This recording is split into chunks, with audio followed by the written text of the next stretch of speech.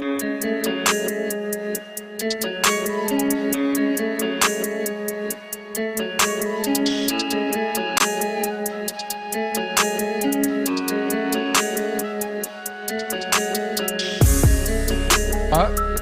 forgot that I had the good Sunday of football for a second, nice. And I just saw my account balance. I was like, what the fuck? That's a good feeling.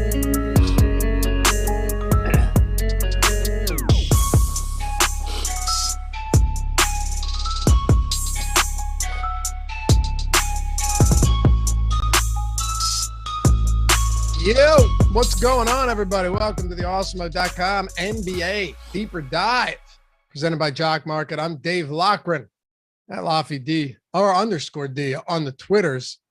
Never could get that Laffy handle because some asshole in the UK tweeted 5 times and forgot about Twitter. Still can't get it. Anyway, Adam Scherer's with me. Ship my money, DFS. What's good, brother? How's it going, man? I had a nice trip back from California today, back home. Good. Feeling good. Good. Did you end up taking a dip in the water? Yeah, it was cold. Got bit by 2 sharks. Good. You had a nice couple packs that you opened on Top Shot today, looking great. Yeah, I got a Greg Brown the third. That's really what I was going for, so I was really excited about that. It's amazing. At this point, I don't know what they're doing. The problem is, like you said, you have no real incentive or reason to do it, but you saw it and you're like, yeah, I guess I'll join. Now, yeah, exactly. How many could you buy? 2? Yeah, I bought 2. I didn't get back in line. I was just like, I didn't need these in the first place. I didn't really want these in the first place. I'm not getting more.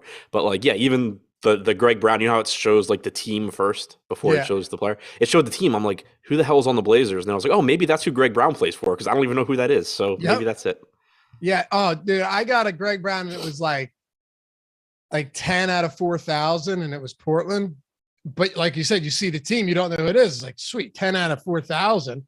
Right. And then it was, let me go look up who this guy is. Right. That's what happened to me with my Garuba, who Josh tells me has upside at least. I had no idea who he is, but I got one of him and I told Josh and he's like, oh, he could be good in 4 years.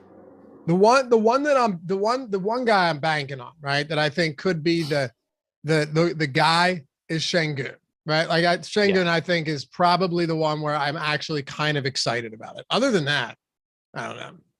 Yeah, you had mentioned that to me the other day, and I agreed that buying some of those was probably smart, and then I didn't. Yeah, I got one of them. Why not?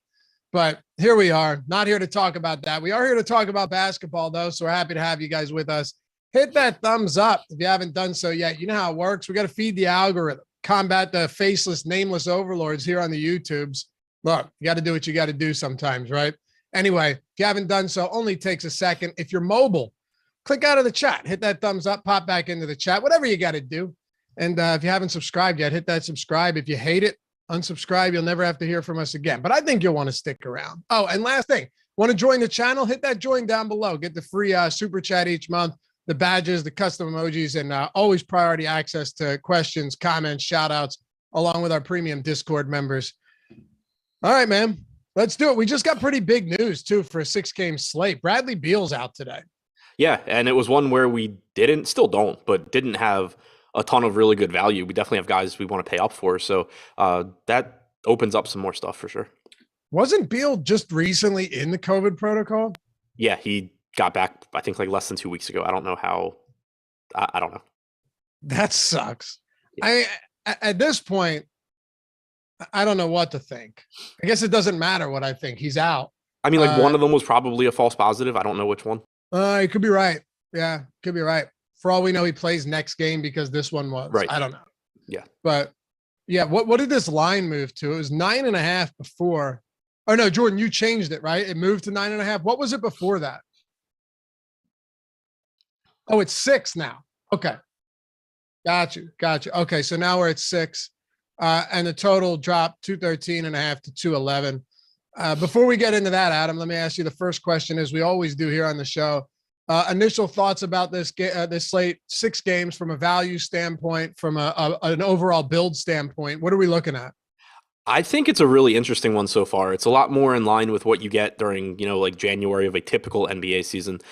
There's certainly some value. I mean, obviously there are cheap guys that project better than the rest, but there's nobody, at least right now, from a value standpoint that looks like a can't miss type play. There's no Hassan Whiteside on the slate. There's no like Sykes back in like the first games when Indiana was banged up. There's none of those guys that you're just like, yeah, well, I guess I'm going to get 100% of this guy and he's going to be 60% owned and that's fine. So it's a lot more open. There's a lot more like the value that people are going to go to. I think is a lot more questionable than it has been on most slates lately. But there's still guys to pay up for. You have Jokic at the top in either a really good spot or the best spot possible. Kind of depends on what happens with Barton, who's now questionable. But there's also some other pay up options. So I think there's a lot of different ways to go, but definitely some questionable value today. Arcathelza says, told you guys, or told you COVID won't end. People will continue to be in and out of the lineup all year long. Sure. There's no doubt, but it's Did anybody definitely. argue that? What's up? Did anybody argue that? No. What I said was that I think I said yesterday or the day before, no, yesterday, and you agreed.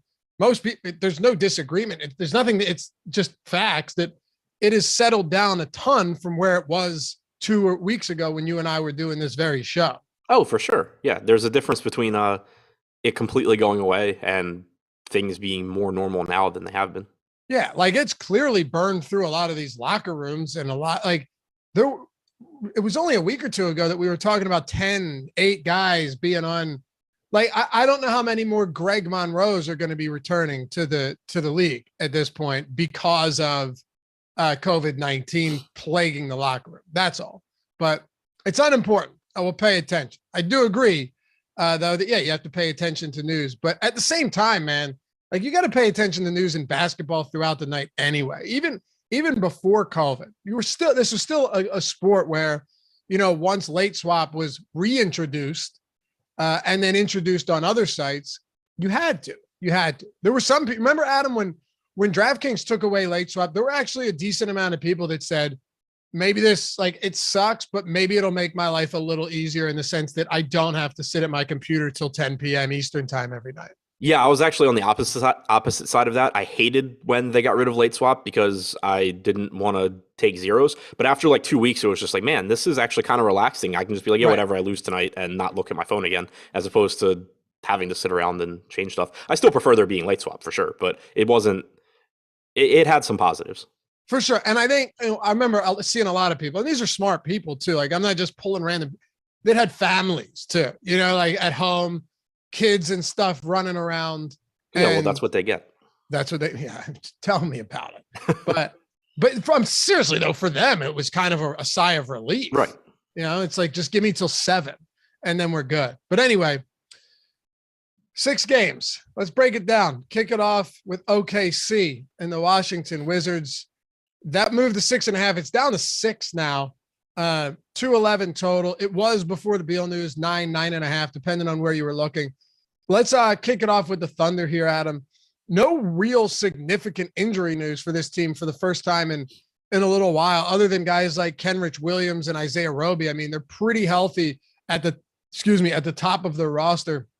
I want to start with Gilgeous-Alexander and just get your thoughts here. I mean, obviously it hasn't been the season that many expected from a guy that a lot of people were expecting to be the face of this franchise for years to come. And maybe that's still the case, and it's not like he's been bad, don't get me wrong, but his price is down considerably from where it was. Just to give you an example, at the end of December, he was $9,500. He's $7,600 now on DraftKings. He's down $2,000 from where he was less than 2 weeks ago. That's a lot.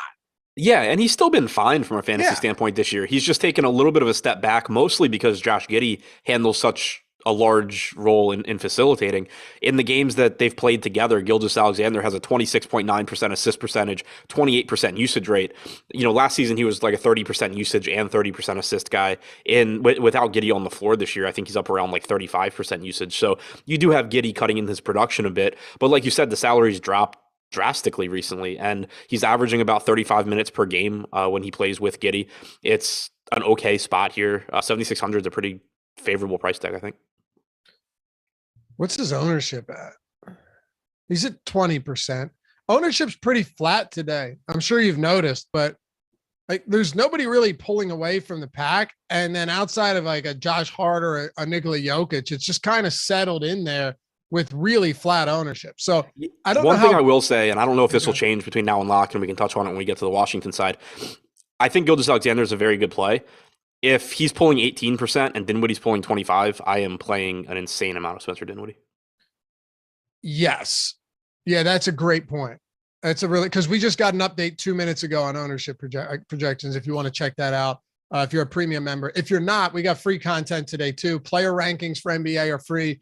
PGA top golfers for Thursday's free, and NHL player projections for tonight are also free. But yeah, that's a very good point. But I mean, look, wouldn't you agree though that there's no real insane chalk tonight? So I don't know how crazy you're going to have to get on this slate. Yeah, I think. Yeah, you're right. Like, there's nobody, at least right now, that is pulling tons of ownership. Where else do you look at with OKC? Of course, Gilgeous-Alexander is the most popular player here for obvious reasons, but you do have guys like Dort and Giddey and Bazley, and all of those guys are reasonably popular for this size slate. Yeah, Giddey I think looks okay. Dort at 5,200 you can certainly get to, because again, there's not a ton of value today. I think you do see some ownership go to Jeremiah Robinson-Earl and Darius Bazley, which they are definitely two of the guys that I was referring to when I was talking about sort of mediocre, questionable value plays. We have 13% going to Bazley, 12% going to Robinson-Earl. They project decently for this slate, but I still don't really think you can expect more than like 26 minutes or so for Robinson-Earl. I have a hard time thinking you're getting more than 24 to 26 minutes for Bazley. So they're cheap enough at 3,700 and 3,800 at power forward on DraftKings, but still just kind of pretty mediocre options. I think Gilgeous-Alexander is the number one guy from OKC, and then if you get to some Giddey, Dort, Robinson-Earl, Bazley, that's fine. Derek Favors as a 3K flat punt if he starts again is reasonable as well, but you certainly shouldn't have much confidence. Would you say it's mostly a team, though, where you don't want a bunch of these guys on your same lineup? Yeah, they don't really stand out. There's not enough of them that really stand out where I expect to be getting a lot of them together. What about on the other side? You already kind of alluded to Spencer Dinwiddie here. Look, you're absolutely right. If he really does come in around 25%, that's going to be insane. Do you have his rates without Beal this season? Because Beal's missed enough time for us to get pretty good information there. Yeah, so without Beal on the floor, Dinwiddie has a 25.5% usage rate, a 38.6% assist percentage. If you just look at I think it's 6 games that Dinwiddie has played without Beal, the usage rate actually goes even higher to like 28%. The assist percentage goes up to about 41%, and he's averaging like 35 minutes per game. So it's kind of like if you just use the rates from the entire season to get, a larger sample size, where Beal's not on the floor, Dinwiddie looks fantastic. If you take the full games that Beal has missed, he looks even better. He's averaged almost 1.4 DraftKings points per minute in those games. Is he? I don't even think there's really even a question. He's got to be a top option right now on the slate. I think I think he's up there with Jokic as the best play on the slate for me. For sure. Who else? Let's kind of break this down without Beal. And again, we've seen Beal miss a decent amount of games this season, so it gives us a good amount of data to work with. Who else benefits the most? Like, what do we see happen to Kyle Kuzma's usage?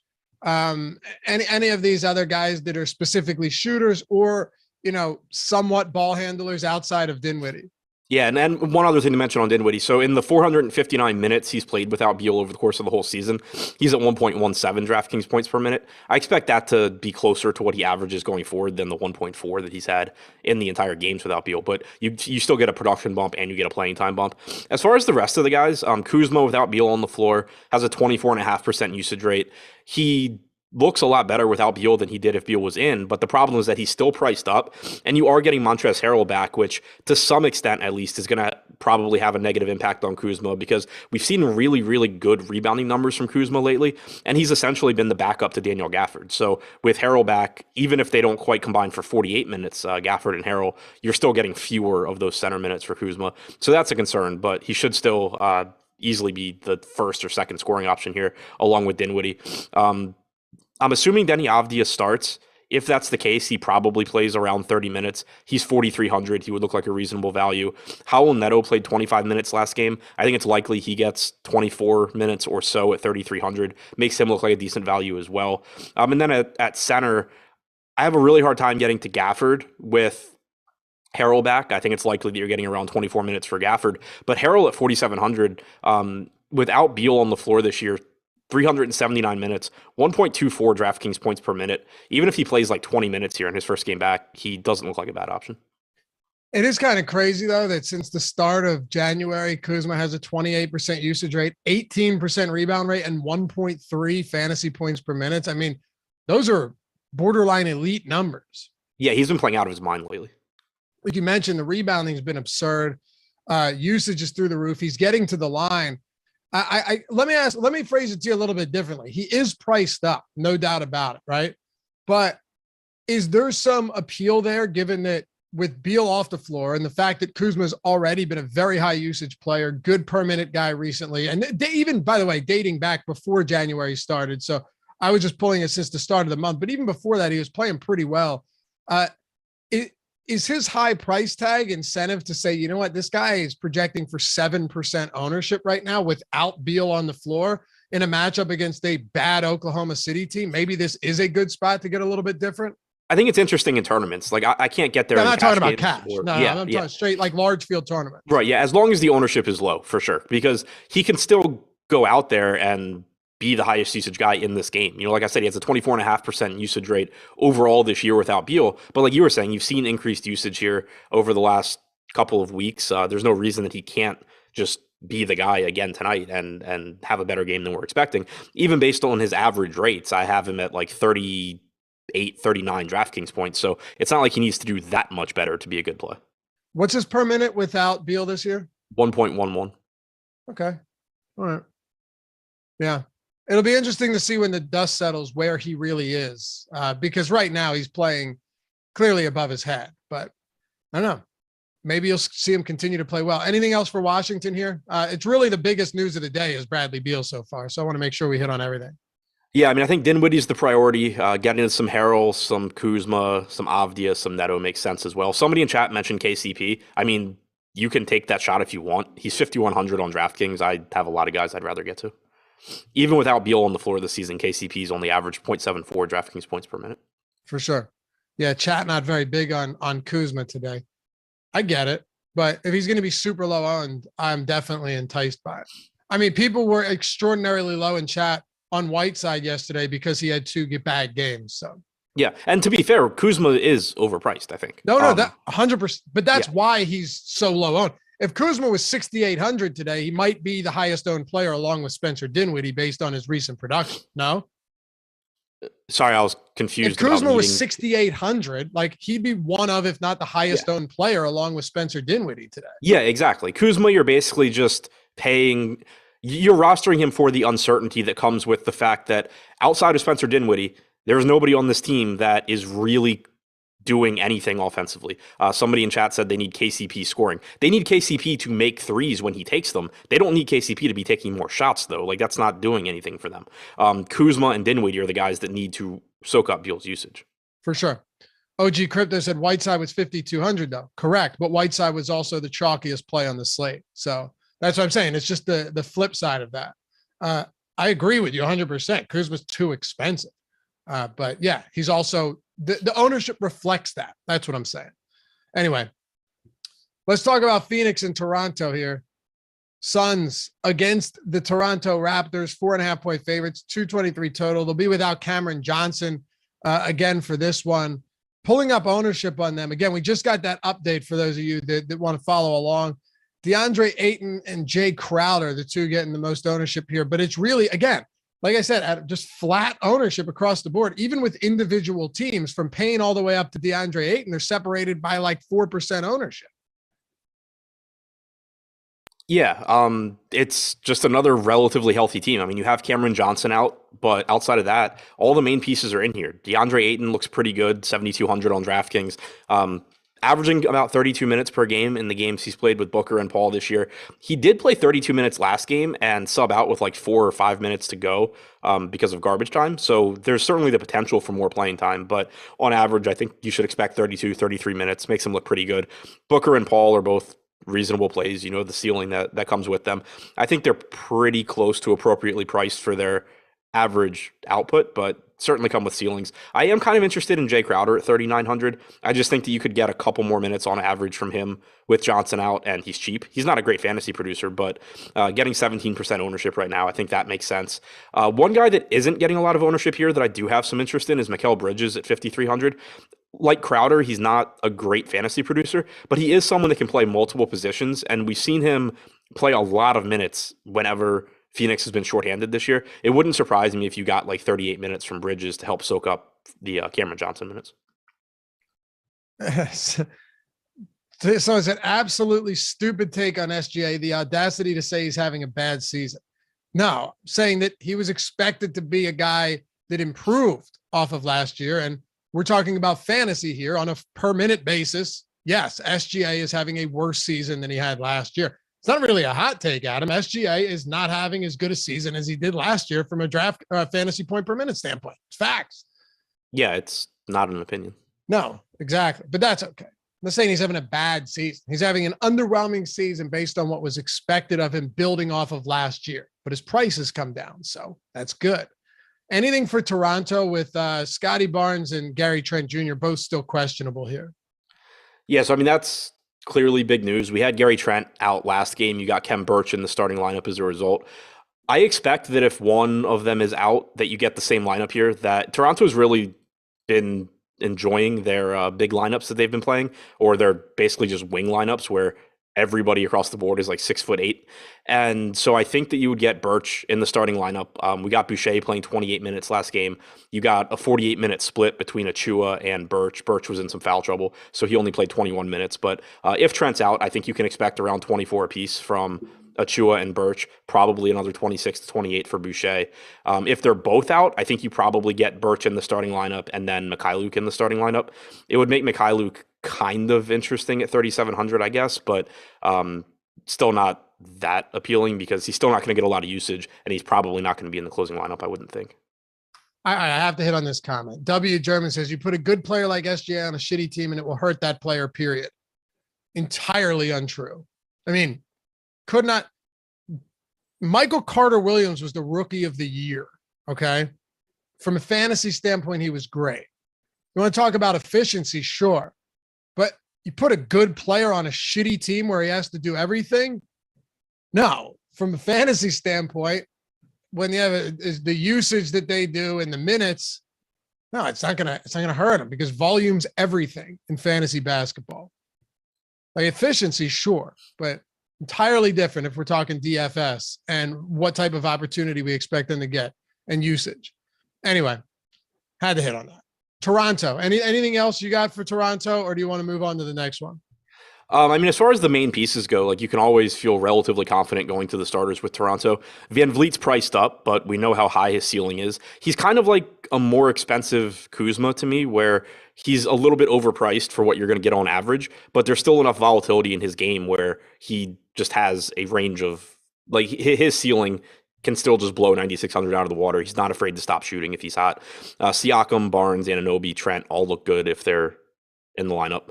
So I don't think that there's any one guy here that looks great if everybody's in, but I think that just getting to them individually in tournaments makes sense because they're all going to play a lot of minutes. All right, keep it moving here. Talk about Jock Market real quick, though. What's up, Jock Market? If you guys haven't checked it out yet, they've turned fantasy sports into a stock exchange where you can make money down to the hour, the minute, hell, down to the very second that we're talking right now. You can buy and sell shares of players in real time for real money. And if you use our exclusive promo code Awesemo, AWESEMO, get up to $50 on your first deposit. You can download the app in the App Store, the Google Play Store, wherever you please, and you can get markets for football, basketball, hockey, PGA, you name it. The cool thing about it, though, is you can use the pregame IPO to pick up shares of your favorite players throughout the day. So maybe you're researching on your own. You've watched some of these shows, you've read our articles, you're using our tools, and you decide to pick up certain players. You can hold them, sell them, you can buy more shares throughout the day, and of course, during the games, which makes it a whole lot more fun. But outside of the promo code that gets you $50, you also have the first market guarantee where Jock Market will refund any losses in your first NFL or NBA market up to $100. So check it out. Take advantage of that. Take advantage of the promo code Awesemo and use our free Jock Market IPO projections to help you beat the market. Jock Market, sponsor of the Deeper Dive. Check that out in the App Store or the Google Play Store and get started. All right, Adam, talk to me about Detroit here. How about can we just applaud them for a surprising performance yesterday? Understandably, Rudy Gobert was not there, but they were still double-digit dogs. And, you know, Cade Cunningham comes out. They get a big win. They were down by like 20 points or so, or 20 plus points early in that game, ended up winning by double digits. It's one of the wilder swings you're going to see with a team like the Pistons. Yeah, for sure. And one thing to touch on quickly, we did get Washington's starting lineup. It's Corey Kispert replacing Beal. So at 3,400 on DraftKings, I think he's a good point per dollar value. I think he's risky still, just because with Rui back and Bertans back, there still are a lot of ways that rotation can go where he still ends up playing like 24 minutes or something, which obviously wouldn't be great. But at 3,400, I'm willing to take the chance there. So I had said I thought Avdia would look like a good value. Now I think Kispert looks like the better value there since he's starting. As far as Detroit goes, absolutely horrible team. But yeah, like you said, somehow came back and won last night. Now they play at Chicago. 14-point dogs, probably going to get their asses kicked, but who knows? As far as the team goes, I think they're pretty unappealing. Cade Cunningham always has a ceiling. If you want to go there, that's fine. I think the front court is kind of interesting. You've been getting Trey Lyles closing over Isaiah Stewart recently, but I'm just not really confident in that being like a long-term thing. I can't really think of why it would be. I think it's more likely that you get a hot hand situation where if Stewart's playing well, he comes in and gets those extra minutes. So on FanDuel in particular, as a 5K power forward, I'm kind of interested in Stewart in tournaments. DraftKings at center, he's okay, but I would rather go to Harrell. Killian Hayes is probably the piece I'm most interested in on DraftKings, just because he's cheap and Corey Joseph's unlikely to play. So you have Hayes, who can play anywhere between 22 and 30 minutes at 3,800, getting less ownership than a lot of the similarly priced guys like Crowder and Robinson Earl and Baisley. So I do like taking some shots at him in tournaments. Okay. Top option from Detroit? I guess Hayes in tournaments. All right. But yeah, no priorities here. No. Right. I mean, so like Lyles and Lee are getting ownership, and Josh Jackson, which is kind of weird to me.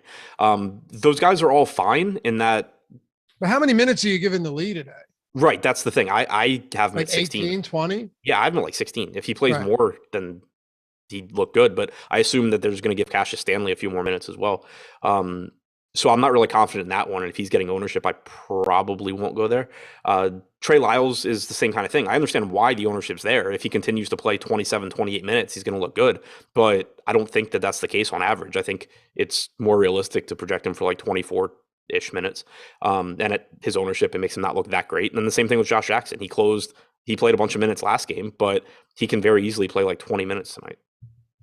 I always like to see where, the Giants fired Joe Judge. Oh, that sucks. It's a shame. Yeah, I personally, this personal opinion, I know it could be controversial. I think quarterback sneaks on 3rd and 9 at the 5 are a good idea. Yeah, so do I. Especially when they're against Washington. Yeah, I thought it was great. This is coming from the same guy, by the way, that when the Eagles last year intentionally threw that game was like, man, we would never do that. We will always stay competitive. We always try to win. And then they have -10 passing yards and then follow it up with 3rd and 9. Did you see the 3rd and 9 QB sneakers? I mean, it's one of the most outrageous things you'll ever see in your life. I saw the highlight of it. I wasn't watching the game. No, me neither. Of course not. That's a game that even if you had red zone on, you're never going to see them get close to it. So yeah. See you, Joe Judge. I think he was trying to get fired. As a matter of fact, we talked about it this morning. I think he wanted to get fired. That's a pretty good way to do it. Yeah. And then actually had the gall to say that he wanted to say in who the new GM was going to be with Dave Gettleman retiring. So crazy stuff, man. But I was looking at OddsShopper and we have just like unders everywhere on Nikola Vucevic today for the Bulls. It doesn't necessarily mean he's a bad DFS play, but I do always like to look at the props and see how they factor in, right? Like we're under pretty heavily, 65 expected win rate on points, under 17.5. Of course, that's juiced to the under still, but 18% expected ROI. We're under 70% expected win rate on rebounds for Vooch. We got him projected around 11 on a 12.5 prop. Again, juiced a bit to the under, but he's pulling around 11% ownership. Outside of that, you get DeRozan, Derek Jones Jr. around 13%, Lonzo Ball sub 7Ks around 13. Where do you go with Chicago? Any top options here? Or are these all again kind of tournament plays? So I'm with you on those Vooch unders. I have him at 16.5 points and 11.3 rebounds. In DFS, I'm interested in him just because he does have such a high ceiling. But if you're just talking, props and medians, I like the under there as well. I wouldn't say that there's one guy that stands out from Chicago, but I think all of the starters look pretty good. Derrick Jones Jr., only 3,300 is a reasonable point per dollar value. Hopefully plays around 24 minutes. Vooch, Levine, DeRozan, Ball, all priced around where they should be. I would say Lonzo at 6,800, probably a little bit underpriced. He's averaged about 34 minutes per game in the games he's played with Vooch, Levine, and DeRozan this year. I think that his price tag's down a little bit just from recent games, but going forward, I expect him to play a little bit more. So if I had to just pick one, I think Lonzo is actually the one I get to, but Vooch, Levine, DeRozan, Ball all look pretty good to me. All right. I also think that 3% ownership on Zach LaVine is insanely low. It feels like it. Yeah. Someone asked, does Kobe White play more minutes if they're blowing the doors off Detroit here? Doubt it. Yeah, I wouldn't think so either. Those guys actually, generally speaking, would lose minutes. I mean, he lost a couple minutes to garbage time last game. It wasn't a situation where it was a huge blowout, but the Bulls waved the white flag with like 2 minutes and 20 seconds to go, and the final lineup was Matt Thomas, Devin Dotson, Alfonso McKinney, Tony Bradley, and Troy Brown Jr. Right. But when you're one of the first guys, this is the thing, like bench, people always used to ask this question about Lou Williams, right? It was like, right. If this game blows out, does Lou Williams get? No, he gets probably substantially less minutes. And if you're the first guy off the bench, like Kobe White is, one of the first guys off the bench, you lose minutes because your second half rotation is generally going to be shorter. Not all the time, but if it's a big blowout, yeah, they'll just empty the bench with 6 minutes left and you're coming off where normally you might play longer. So yeah, it's not beneficial situation there. Anything else for Chicago or Detroit, Adam? And would you say you have any like premier plays from this game? Someone said fade the Bulls, blowout incoming. I mean, if the Bulls score enough points to blow out the Pistons, I think you probably want them in your lineup, but okay. I wouldn't say that there's anybody that like is likely to be my highest owned guy, but I do like all of the starters on the Bulls. Like I said, Lonzo, I think probably the best value of the group. And from an ownership standpoint, Levine only getting 3% looks really appealing to me. Okay. How about Golden State and Memphis? Draymond Green remains out. Just checking news here to make sure there's nothing I'm missing with some alerts coming in. Rui, 15 minutes. No, I think we're good. Yeah, we're good. If you see anything, Adam, just feel free to throw it out there too. We just got Peyton probable and Porter available, but we haven't gotten there yet. Okay. Yeah. So we'll get there when we do. Well, we actually are there right now. We're at Golden State. So that's good. Golden State Warriors against Memphis. No Draymond Green. You said Otto Porter and Gary Payton. They're both probable. Yep. Okay. Well, let's kick it off with Steph Curry here. The top price guys today, Nikola Jokic. We'll talk about him. I know you like him. I like him quite a bit.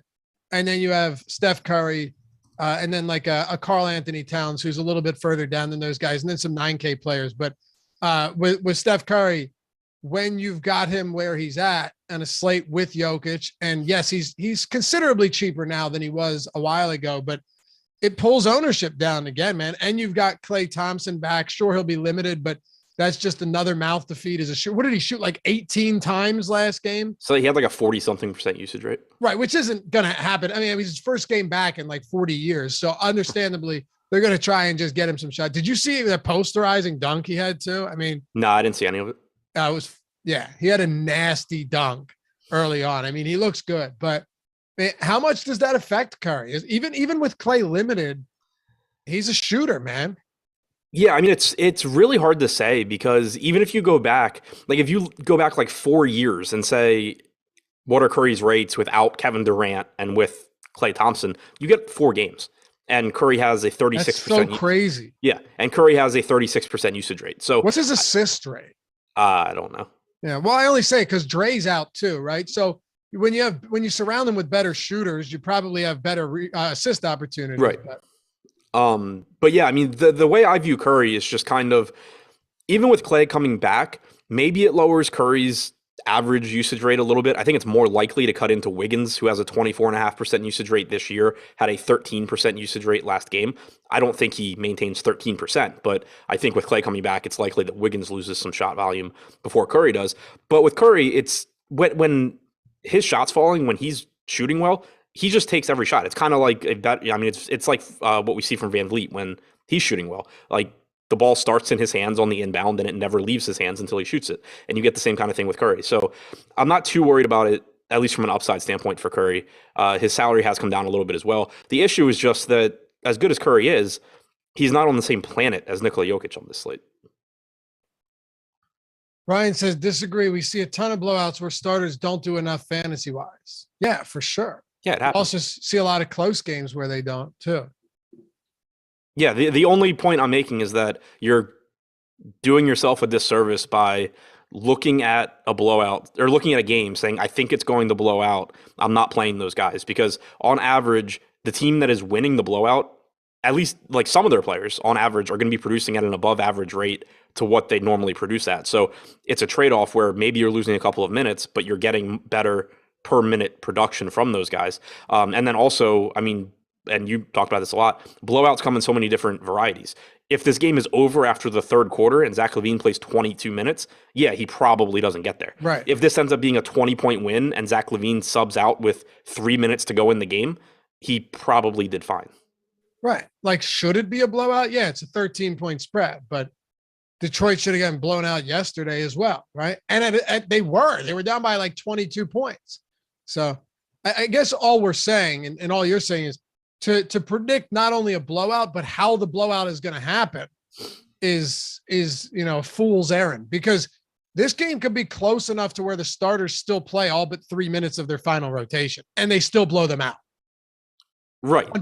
On paper, you know. Right. And that's the thing. Like in those cases, typically the elevated point per minute production that you're getting outweighs the fact that you lost a few minutes. If the game is just over and none of the starters play in the fourth quarter, then chances are you're in trouble unless one of them just, dropped 40 real points in that time. But so many games that end up being a blowout, like the spread here is 14. You can easily have a 14, 15, 16 point win where the starters play until there's 3 minutes left in the game. Jeremy said, problem is you don't know which Bulls will go off versus a team like Denver. Look, I'll be honest with the Bull. It drives me nuts. What's up? I never know what Bulls are going to go off. Just going to say, I think I've said it to you a million times. Like, it drives me nuts when the Bulls are on the slate because they're all so similarly priced and they're all producing almost like exact rates from a fantasy standpoint this year. So it's already difficult. Why is the same guy saying that he's not playing the Bulls because they're going to blow out the Pistons and then following it up and saying it's a letdown spot for the Bulls? If you don't want to play the Bulls, don't. But I'm just saying that the reasons don't make sense. Right. That's all. Is it the same guy? Yeah. I don't know. I can't keep track anymore. It's okay. I love chat. I wouldn't get rid of chat for the world. I love this shit, man. And thank you for the super chat, Goody. Goody's got that good chat etiquette, right? Always hits you up when the game is when we're talking about a specific game. Is there enough? Oh, and now he's asking about. No, I'm just. Is there good enough value on this slate to get to studs like Curry and another and fade Jokic, Adam? So he's sorry. Can you fade Jokic but get to Curry and maybe another stud? You can. I like there's enough value in the sense that there's like sub 4K players that you can reasonably play. I don't think I'm going to end up doing that very often because the lineups are probably going to look pretty bad. I think someone else asked the question right after that super chat. I think the better question, and the one that I don't really have an answer to yet, and I'm kind of interested to see how my lineups turn out, is do you jam in Jokic and just deal with the shitty value? Or do you say, I hope Jokic somehow has an average game, like a mediocre game, and go more balanced? That's, to me, like if I don't go Jokic, I think it's likely that I'm going more balanced. And just hoping that Jokic scores like 60 and the, Baisley type guys score 22. And I can make up for that with my, Anthony Edwards, Spencer Dinwiddie, Towns, SGA type guys. Gotcha. Okay. That makes sense. Let's get back to Golden State here. Did you cover Steph Curry, just what you're doing with him today? Not really. If he gets into lineups for you, it's fine. Like, you're never going to be upset that you're rostering Steph Curry. Obviously, he's one of the only people on the slate that has the same sort of ceiling as somebody like Jokic, but he's just so much less likely to get there. He is 7% owned, but again, I think in lineups where I don't have Jokic, I'm personally probably more likely to not even be getting up to Steph Curry, kind of just foregoing the cheapest value that I would need to get to Curry and hoping that I get 50 points from a bunch of mid-range guys. CG, what's up, man? Thanks for the super chat. He said, bring back the FanDuel chat. Man, FanDuel chat was wild. That was before me. Was it? They got rid. Yeah. I remember being in there. It was like Tommy G, right? CSU Ram, Condia, Ryan Hodge, like all back then, and then it just disappeared. They just got rid of it entirely because it was, dude. You think Facebook and Twitter are toxic? I can imagine how that went. Oh my God, it was so toxic, and everyone just hated anybody that did well, right? They just hated them, and that's what's cool about our chat is people actually want to see. Most people want to see people do well, which I like. Yeah, that was crazy, man. FanDuel chat was a brutal place to be. Those streets were mean, but it was fun, and I wish they still had it. What else are you doing? That's been a long time because I've been playing since I want to say like 2014, 2015, 2012, 2013. Yeah. This was like, I went back and looked, and I think my first contest was summer of 2012, and they had chat, and I think they got rid of it maybe a year or two later. I made my account in 2010, but then I like just totally forgot about it and didn't. Were they around since 2010? I didn't even hear about it until 2012. Wow. Pocket Fives, like the poker forum, ran some promo deposit bonus type thing. So I had made an account in 2010, totally forgot about it until like 2015. Yeah, that's crazy, man. It was wild times. They had like Fan Throwdown as well, and a bunch of Draft Street and a bunch of other sites that popped up. There was a site called Frafty. They would show up and they'd be gone as quick as they came. But yeah, crazy stuff. Good super chat, CG. That brings you back, man.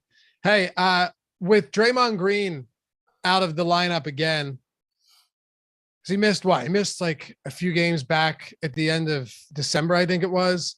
How does his absence impact this team tonight too?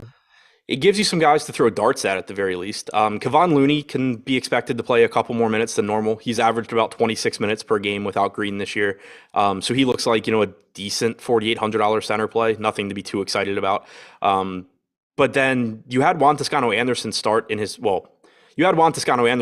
7 seconds into the game in Draymond's place last game. Then he started the second half. I'm assuming he starts again tonight. He's 3K flat on DraftKings, which is cool. The problem is he's only a center, so the opportunity cost is a little bit higher. But he played about 20 minutes last game. You could potentially get a few more minutes here. There's no real reason he can't play more minutes.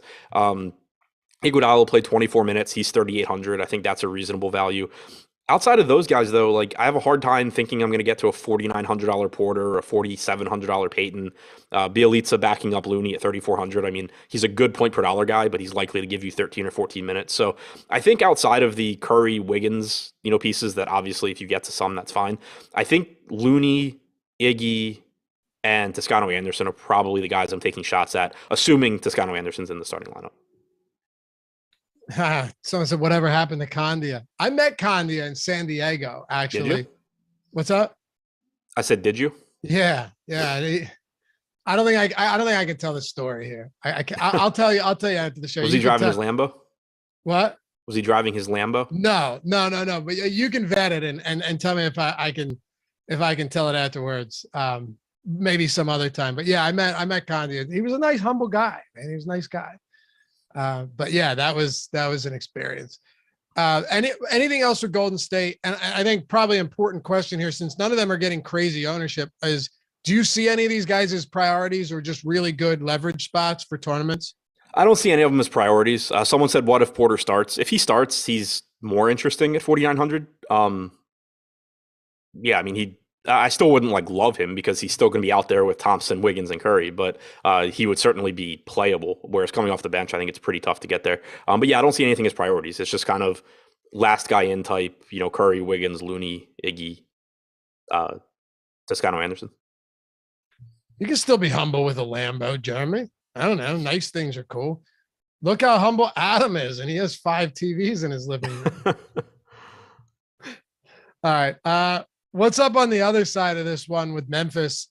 I actually want to kick it off, not with Ja but with Jaren Jackson Jr., because he's only played 29 minutes in back-to-back games, but both of those games have been with Steven Adams sidelined, and he's had monster performances, getting that center run.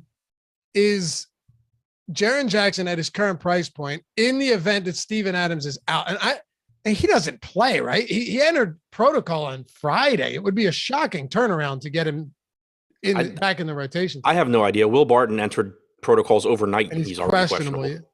Wait, when? Yeah, yesterday, right? Yeah. Yeah. But I'm saying if that's the case, then it's probably a false positive for Will Barton. Yeah, I would assume so. But yeah, I mean, I have no idea. I'm assuming Adams doesn't play, but who knows? Well, let's assume he's out. What do we do with Jaren Jackson? I think if he's out, Jackson looks pretty good because, like you said, those center minutes are important, and he's likely to start there. He's played 533 minutes without Adams on the floor this year, actually leads the team. 1.18 DraftKings points per minute, 26.2% usage rate, 10.5% rebounding percentage. The thing not to like about Jackson is that, and you mentioned it, it's just like earlier in the year, we were seeing that when Jackson wasn't in foul trouble, he was getting 33, 34 minutes.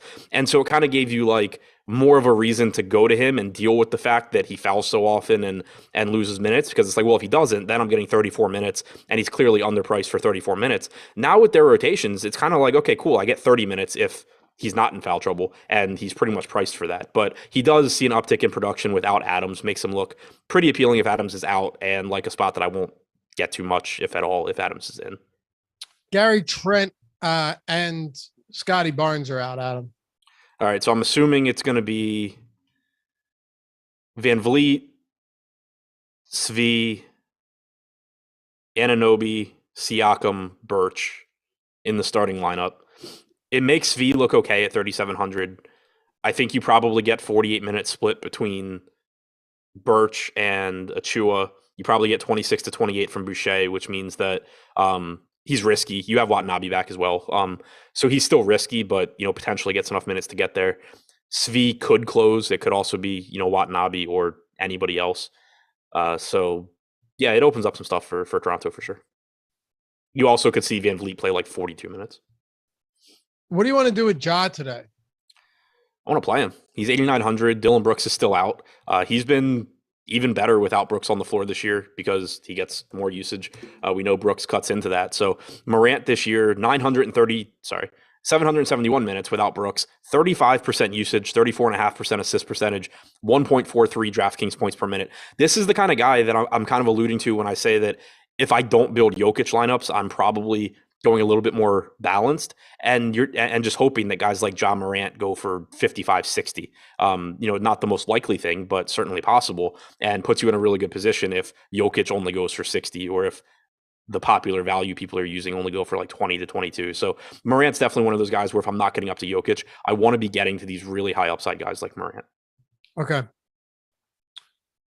What are your thoughts too? Let me close that. Well, we actually a couple more things on Memphis. We could get to Bane too, but if Adams is out, is there any spot we can get to for these backup centers, given that Jackson probably steals a decent amount of those minutes at the 5? There wasn't much to see there in the last game. You got I think 16 minutes from Brandon Clark against the Lakers. You got 19 minutes from Xavier Tillman. On DraftKings, Tillman is 3,300 center only. Brandon Clark is 5,100 now because he was seeing more run previously when guys were out. So I think it's pretty difficult to get to those guys. If you do, I would play them in lineups where you don't have Jaren Jackson. Yeah. You got to see what Kyle Kuzma's wearing today. Is it better than the pink? I mean, it's close. Hold on. I'll send it to you in our internal Slack. Jordan, I'll send this to you too. You could put this shit on the screen. Yo. All right, cuz. All right. See this? No? Oh, yeah. Now I see it. Oh, yeah, that's a look. That's a look, all right. Yo, all right. He looks like he should be performing at a halftime show. Yeah. Or like he just came from a casting call for The Matrix. Right. My God. All right. Yeah, I'm not playing Kuzma tonight. He's too expensive. 8,400 is a lot of money. How'd he do when he wore the pink Snuggie? Oh, good question. Good question. Did you see the tweet? I think you did, right? They just kept making it bigger and bigger like they do with that. Oh, It's so good. Anything else you want to tackle with Memphis? Desmond Bane's getting a decent amount of looks tonight too. Yeah, I think that Bane and Anderson both look fine. Anderson probably plays around 28 minutes, especially if Adams is out. He's about a fantasy point per minute guy. Bane sees some increased usage without Dylan Brooks. He's at 1.04 DraftKings points per minute without Brooks on the floor this year.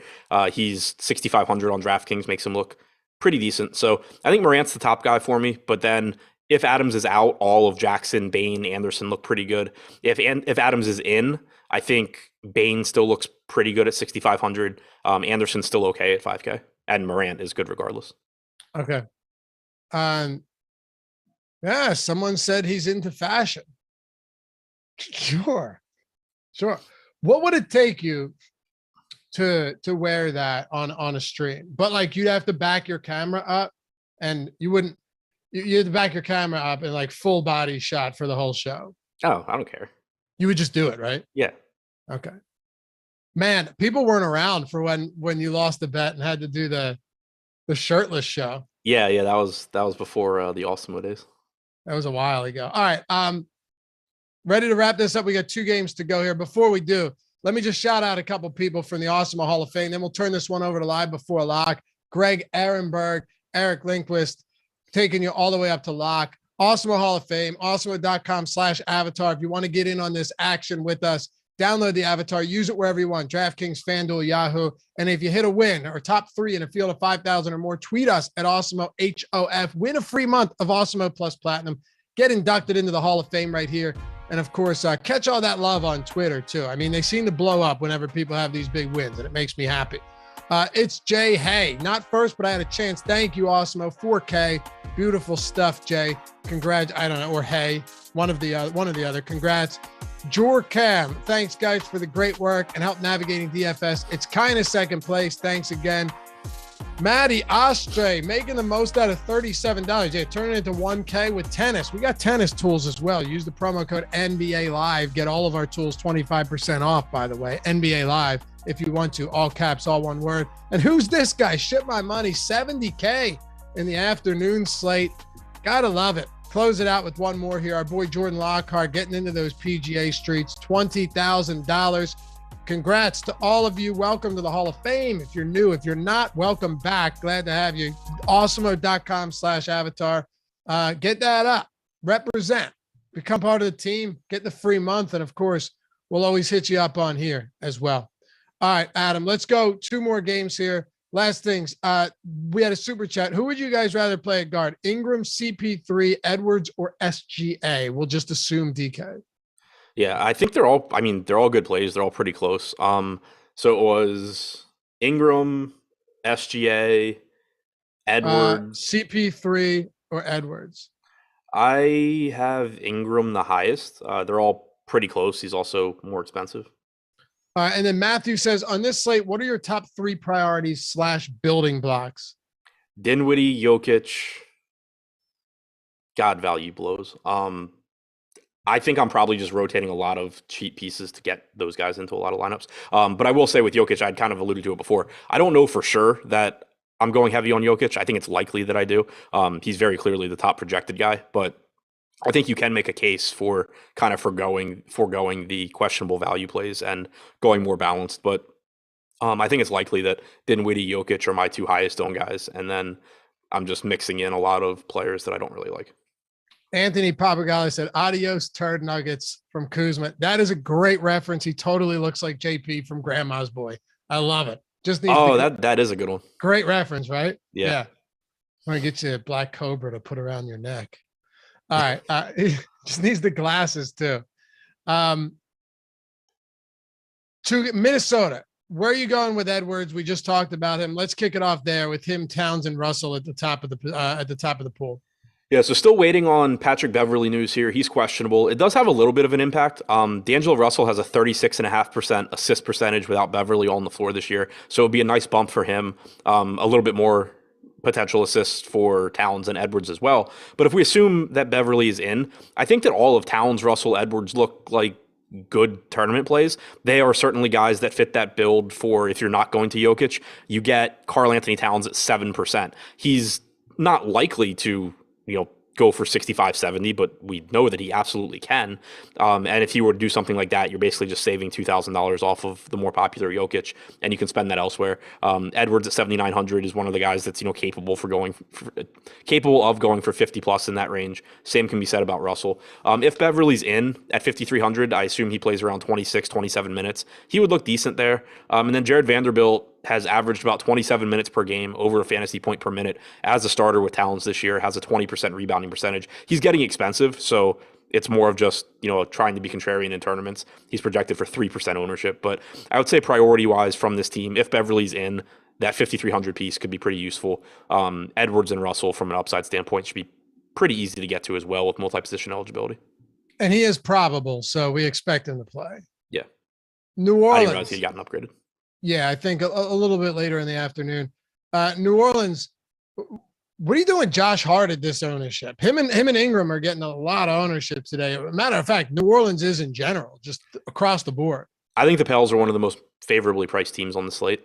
Hart at 6,300 just fits really easily into lineups in a variety of builds, I think. So I think that's why the ownership is there. He's probably over-owned in the sense of his chances of success versus his ownership, but what he allows you to get into your lineups elsewhere, because there's not a lot of really good small forward options. And then he's also 6,300. He's probably going to play 36 minutes or so. He's around a fantasy point per minute guy, a little bit shy of it. He just fits really, really nicely into lineups. So I'm fine getting to a lot of him. Ingram with guard forward eligibility at 8,200, I think looks fine as well. Joe Val's price is finally coming back down. He's 8,500, should play 32, 33 minutes at least, barring foul trouble or anything. He's averaged about 1.25 fantasy points per minute in the games Ingram's played this year. So all three of those guys, I think, look really good. Devontae Graham, Herbert Jones, certainly reasonable, but I think they're on a different level than the other three. Hey, can I ask a favor of you guys? Less than 125 likes to 500. Let's get there before live, before lock. If you haven't done so. We got almost 2,800 people watching. If you forgot, I don't blame you for it. I get it. It's a tedious process, but it only takes a second. So it really is. So yeah, greatly appreciate it. Get that up to 500 before we flip the page here over to live before lock. What else do you want to hit on for the Pels, and who are your top options from this game in general? Seems like a good one.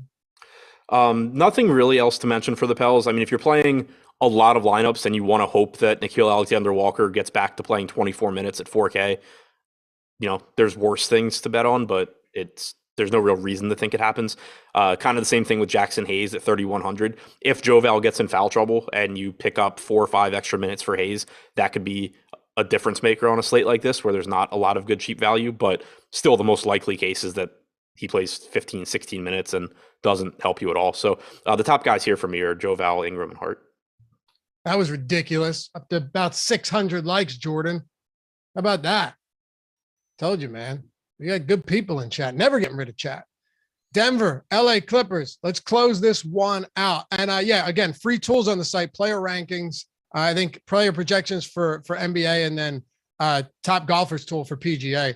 We're up against it, but that's okay. Denver and the Clippers. I already know how much both of us like Nikola Jokic today. It's kind of par for the course at this point, Adam. Will Barton went from questionable or from out to questionable. I mean, clearly Jokic is far and away the best play on this team and one of the best plays on the entire slate. Is there anybody else that you think is worth talking about here? I don't really think we need to spend much time on Jokic, especially since, it's almost 6. Yeah, I'll just quickly touch on Jokic, where if Barton is in, Jokic is still the highest projected guy on the slate. He's around a 1.75, give or take, fantasy point per minute guy. In the games he's played without Barton and Porter this year in 4 games, he's averaged 2.08 DraftKings points per minute, 2 FanDuel points per minute. Overall, without both of them on the floor this year, he's at like 1.88 DraftKings points per minute, 1.84 FanDuel points per minute. So Barton basically, if he's out, just makes Jokic even Moore, obviously the best play, but he's fantastic either way. Where Barton does have a big impact, Monte Morris has a 21% usage rate and a 26% assist percentage in the 4 games he's played without Porter, without Barton, and with Jokic this year. He's averaged over a fantasy point per minute. He's only getting about 12% ownership right now at 4,700. If Barton is in, Morris is just like mediocre, I think. He could still get there, but it's not super likely. If Barton's out, though, I think he's going a little bit overlooked. Aaron Gordon hasn't seen a bump in the games with Barton out, but that doesn't mean that he won't as that sample grows, because we do know from his time in Orlando that Gordon's a capable scorer. He's a capable playmaker. He could certainly step into some of those things that are missing if Barton is out. So I like him at relatively low ownership as well. Not super confident in him, but I think that there's at least a path there. And then if Barton's out, throwing some darts at like $3,300 Bones Highland isn't a crazy thing to do. If Barton is back in, mostly I just want Jokic. Okay.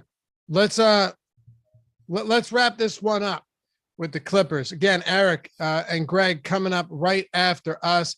And you got the post-lock show with both of those fellas talking jock market, late swap as well, and so much other stuff. Definitely stick around. They do a good show afterwards. The Clippers, any priorities here? I guess we could start off with Morris, who has been someone that's getting a lot of love lately with so many absences, particularly Paul George on this Clippers team.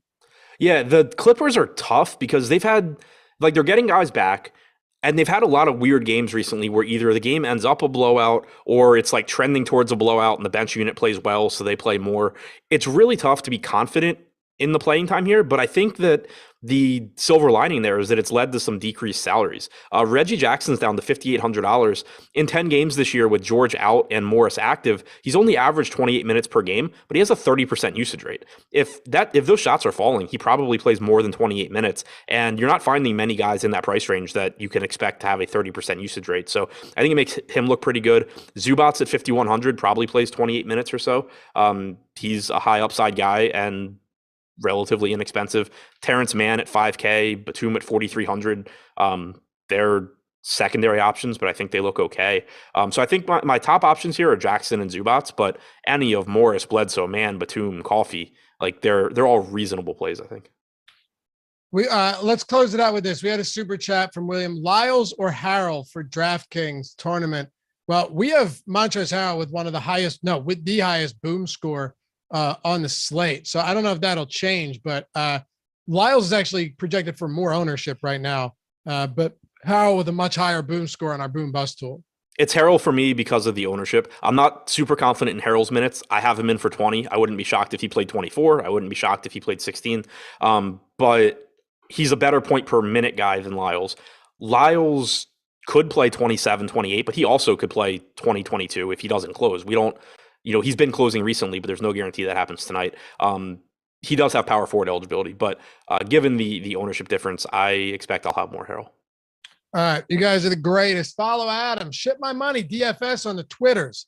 Me at Laffy_D, LOUGHY_D. We just hit 700 likes. No better time than that now to get out of here. Good luck tonight. And remember, you get those wins. Hit us up at Awesemo HOF and get up on the Hall of Fame. We'll see you back here soon. Eric, Greg coming up right now, live before lock, baby.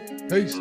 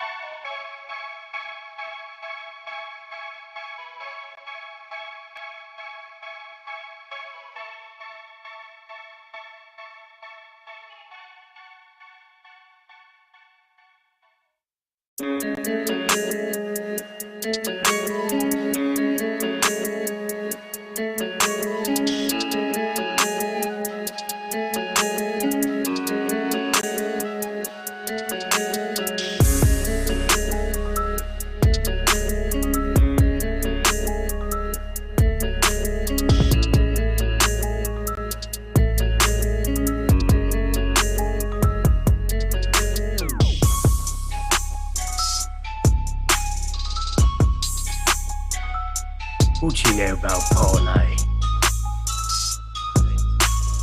Need to teach Jordan how to play the kazoo for some of these beats. He's got the flute down now, though. Yeah, he does. That flute's sick. It's Ron Burgundy. What's going on, everybody?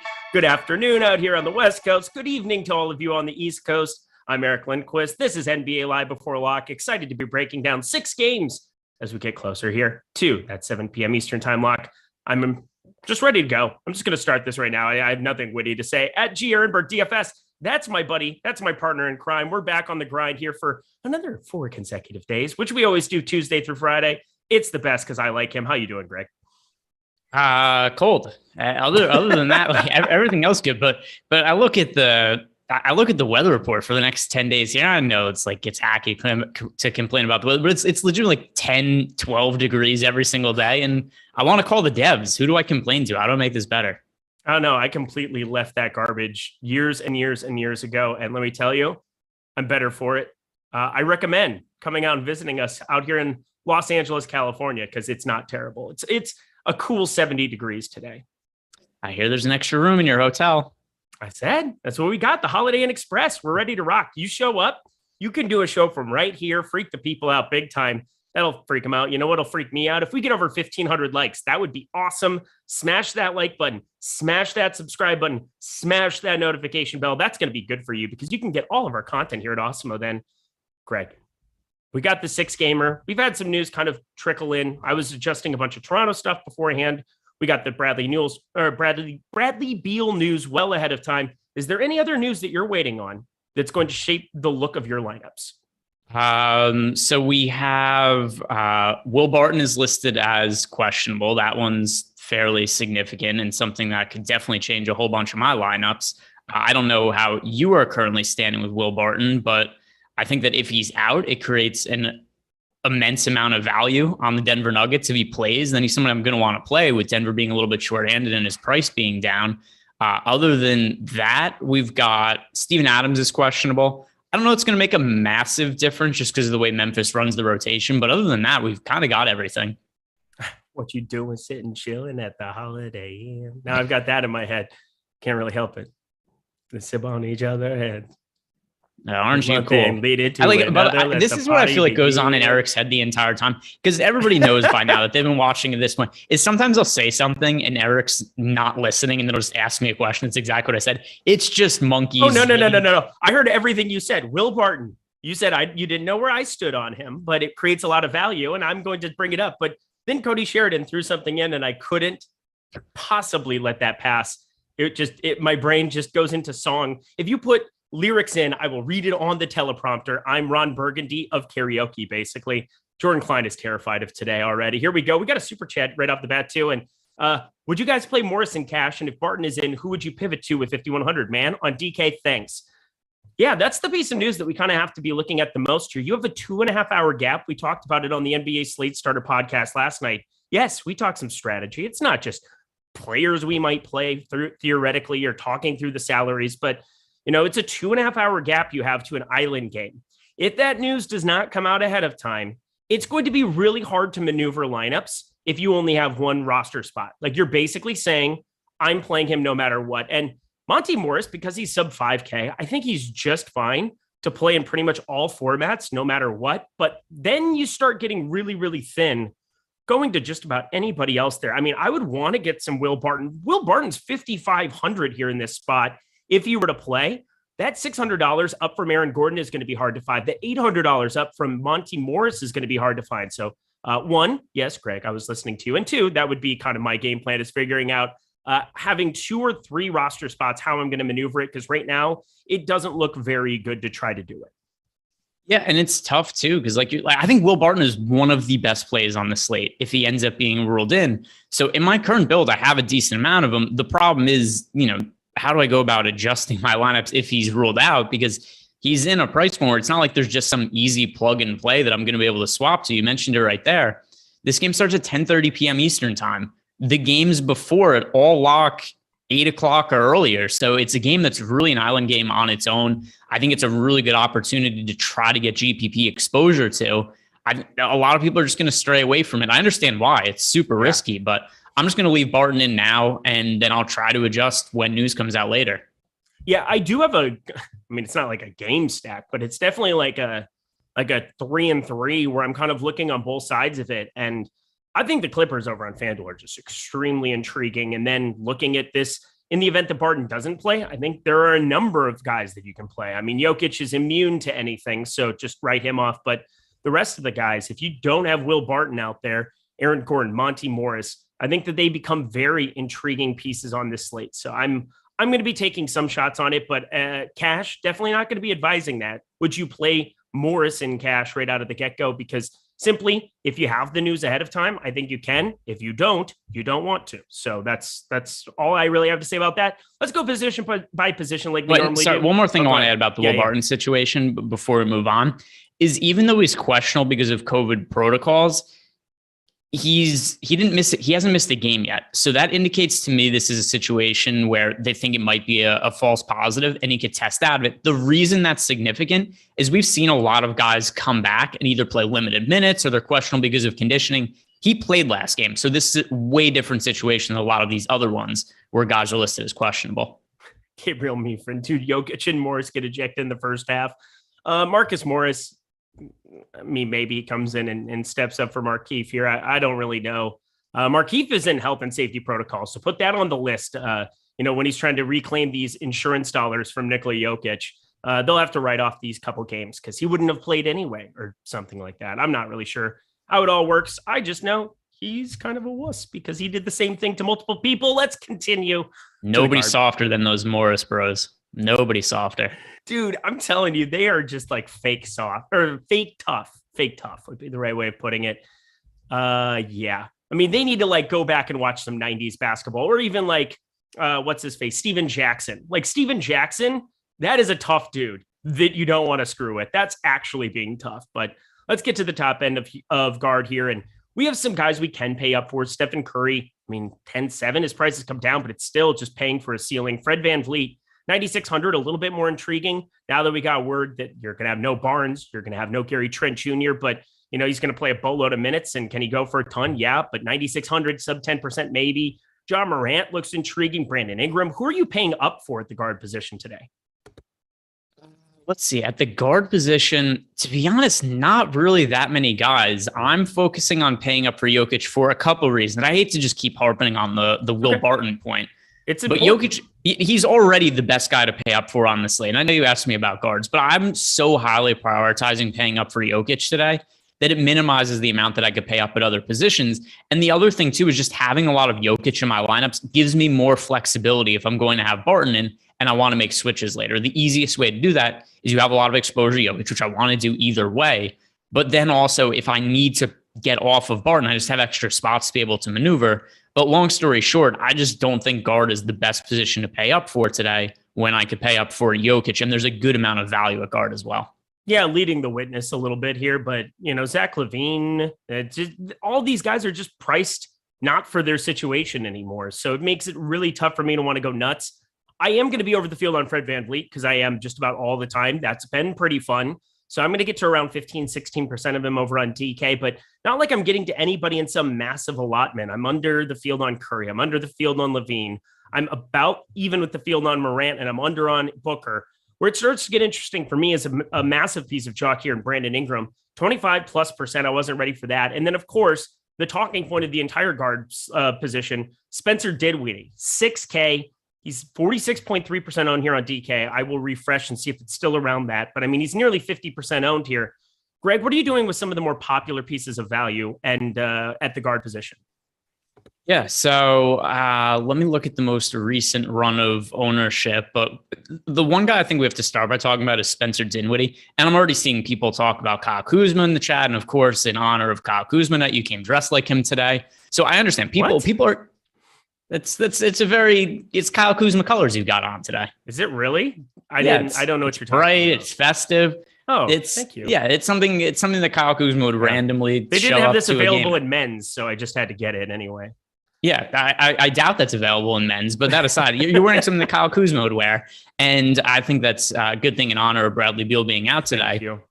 But I do find Spencer Dinwiddie really difficult to avoid. We've seen him have some really big games when Bradley Beal's been out. He's going to have to play more minutes. A lot more usage goes to him. He has more of a play-making role. So I look at Spencer Dinwiddie. He's going to be really popular, but a good piece of chalk, in my opinion. Are you riding with the chalk on him?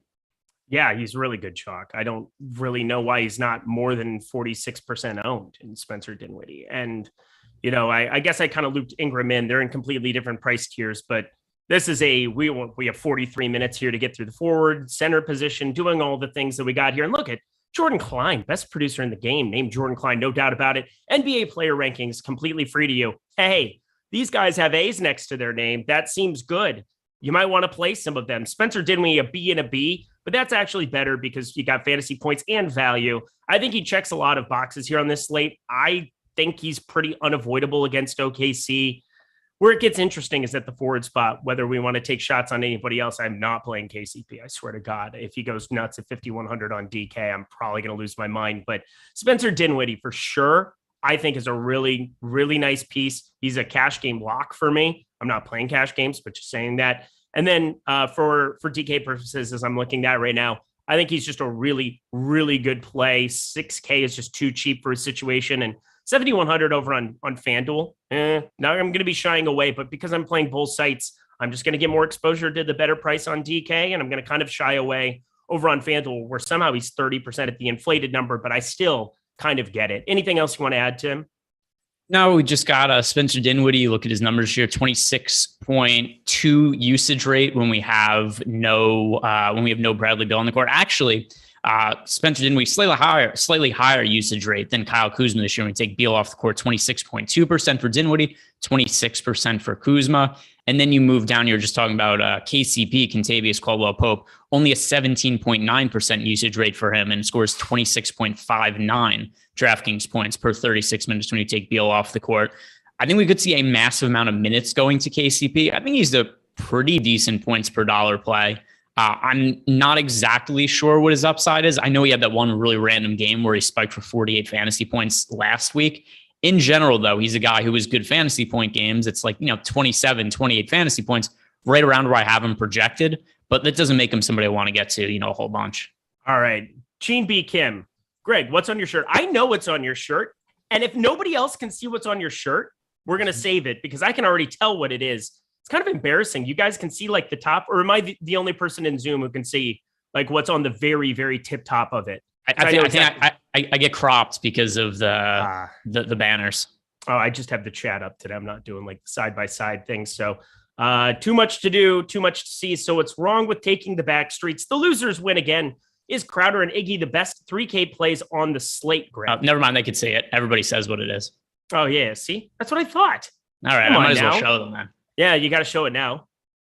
Look at that. God, is that beautiful? Chicka, yeah, fake ID. It's one of my like 3 or so favorite movies I've seen in a theater. Super bad. They added more hops to it. It's fastest kid alive.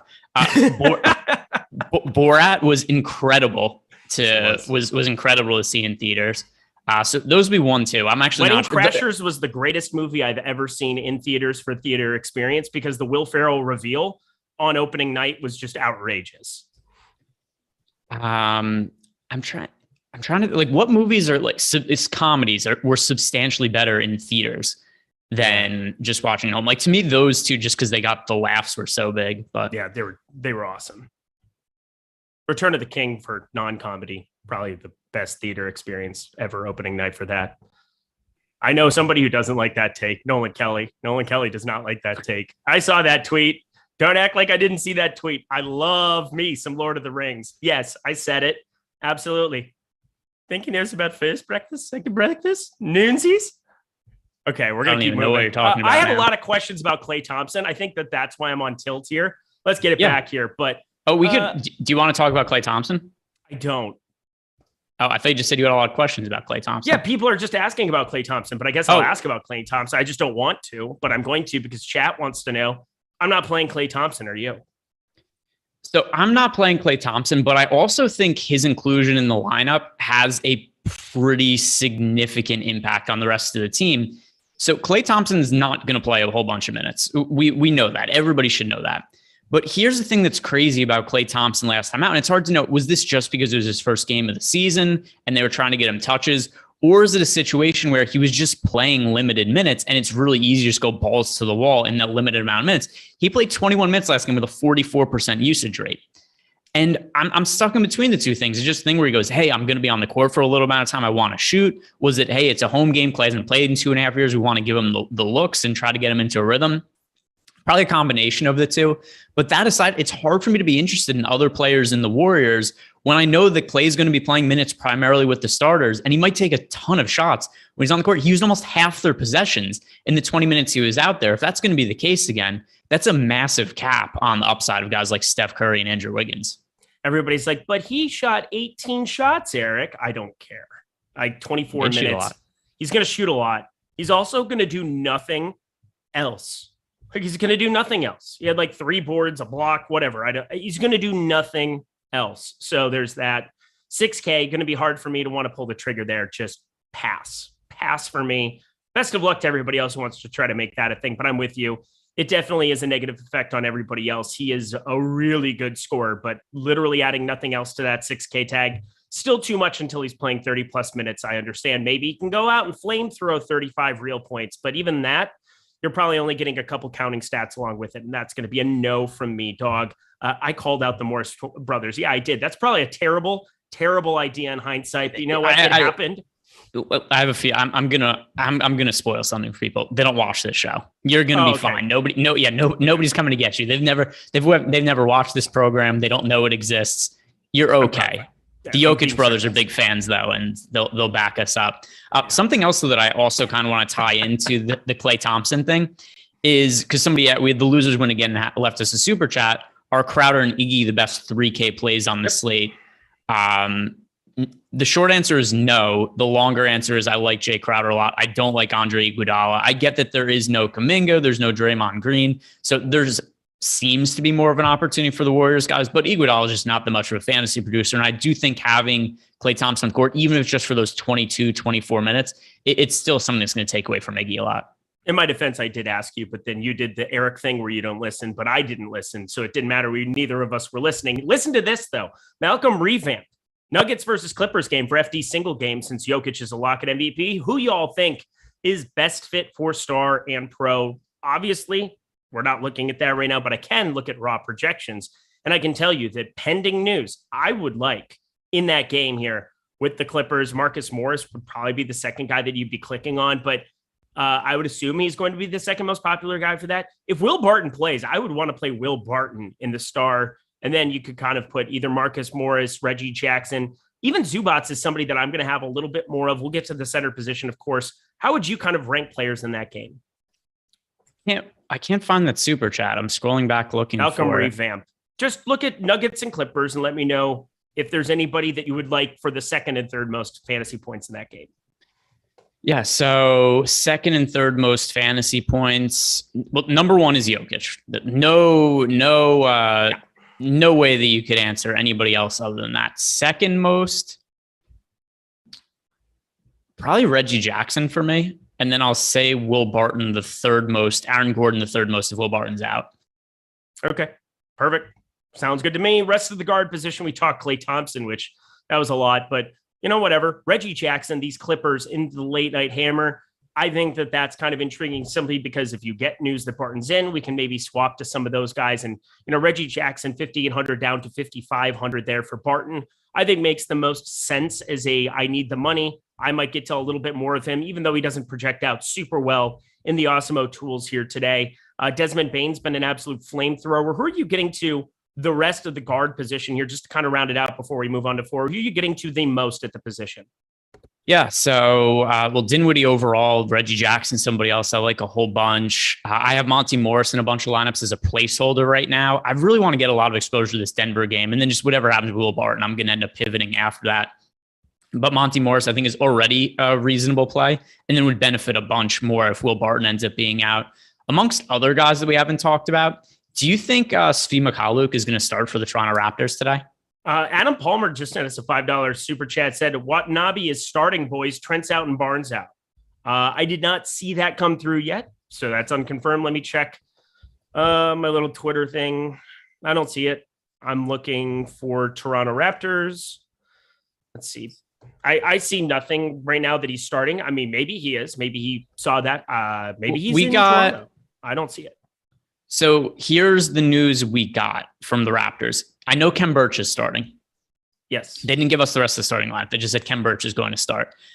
Yuta Watanabe is playing today, but he's going to play limited minutes. So he's only going to play in short spurts. Think something like what we saw from Klay the other day, although, obviously Yuta Watanabe, we shouldn't be comparing him to Klay Thompson. But I think that when he's on the court, we should expect like 3 to 4 minute stints from Watanabe. I don't think he starts, though. Or if he does, it's going to be very limited minutes. Noah Dakamos. I think I got that. There we go. FanDuel GPP, SG, pick 2. So here we go. Shooting guard. Hart, Giddey, Cunningham. Rank those 3 on FanDuel. Hart, Giddey, Cade. So Cade is pretty clearly number 1 for me. It's crazy, the price gap between him on FanDuel and DraftKings every set. I actually can't remember anything like this, where every single slate we get Cade Cunningham will be like 8,500 on DK and 6,500 on FanDuel. It's ridiculous. It's where he's almost unplayable on DK, and you almost have to have him in your player pool on FanDuel. He's number 1 for me. That's a bad price in my opinion. As for number 2 on FanDuel, that is Josh Hart. Okay. You're the Josh Giddey guy too. Having him third, that's lovely. I'm going to have the same order. I mean, Josh Giddey, it's just a minutes thing. And as long as SG is there, it limits both of their ceilings. Josh Hart could play a boatload of minutes, came right back and right out of the gate is playing big minutes again. Who'd have thunk it? Well, me. Everybody thought that because Josh Hart plays tons of minutes. You know what I really think is that you guys need to check out Awesemo Plus tools and content. $29.95 for the weekly pass. Do you want ownership projections? I bet you do. I bet you want player projections too. Premium Discord channel, lineup builder, and much, much more. Do that through the $29.95 weekly pass, and you'll get 25% off with NBA Live, all caps, one word. That's NBA Live. Use it. You'll like it. I promise. $16.95 for the weekly package, $4.95 for the weekly express. But, for only a little bit more, for literally like $3 more, you're getting everything we offer behind the paywall for that discounted 25% rate. That's NFL. We have playoffs. We have lots of milli makers. You'll want to check that out. MMA, PGA back in full swing. Sony Open. Nice to have a full field event. Excited to be doing PGA Live before lock with my friend Penn Rossi here tomorrow. Looking forward to it. You should too. But check out this deal. Stop guessing. Start winning. Join us here at Awesemo Plus today. Did you have anything else here at Guard? No, just that question. Then we kind of got thrown off there. Do you think Svi Mykhailiuk starts for the Raptors? I do. That's the guy that I had picked to start. And again, I haven't seen this Watanabe is starting news or whatever. I'm pretty sure he misread that. I'm pretty sure he misread the note that Watanabe's in, and he just mistook that for starting. Got it. Okay. And if he does start, don't play him anyway. That would be kind of fool's gold a little bit. It sounds like he'll be limited, and I would have no interest. But Svi is kind of the guy that we've seen start in a lot of these situations without Gary Trent.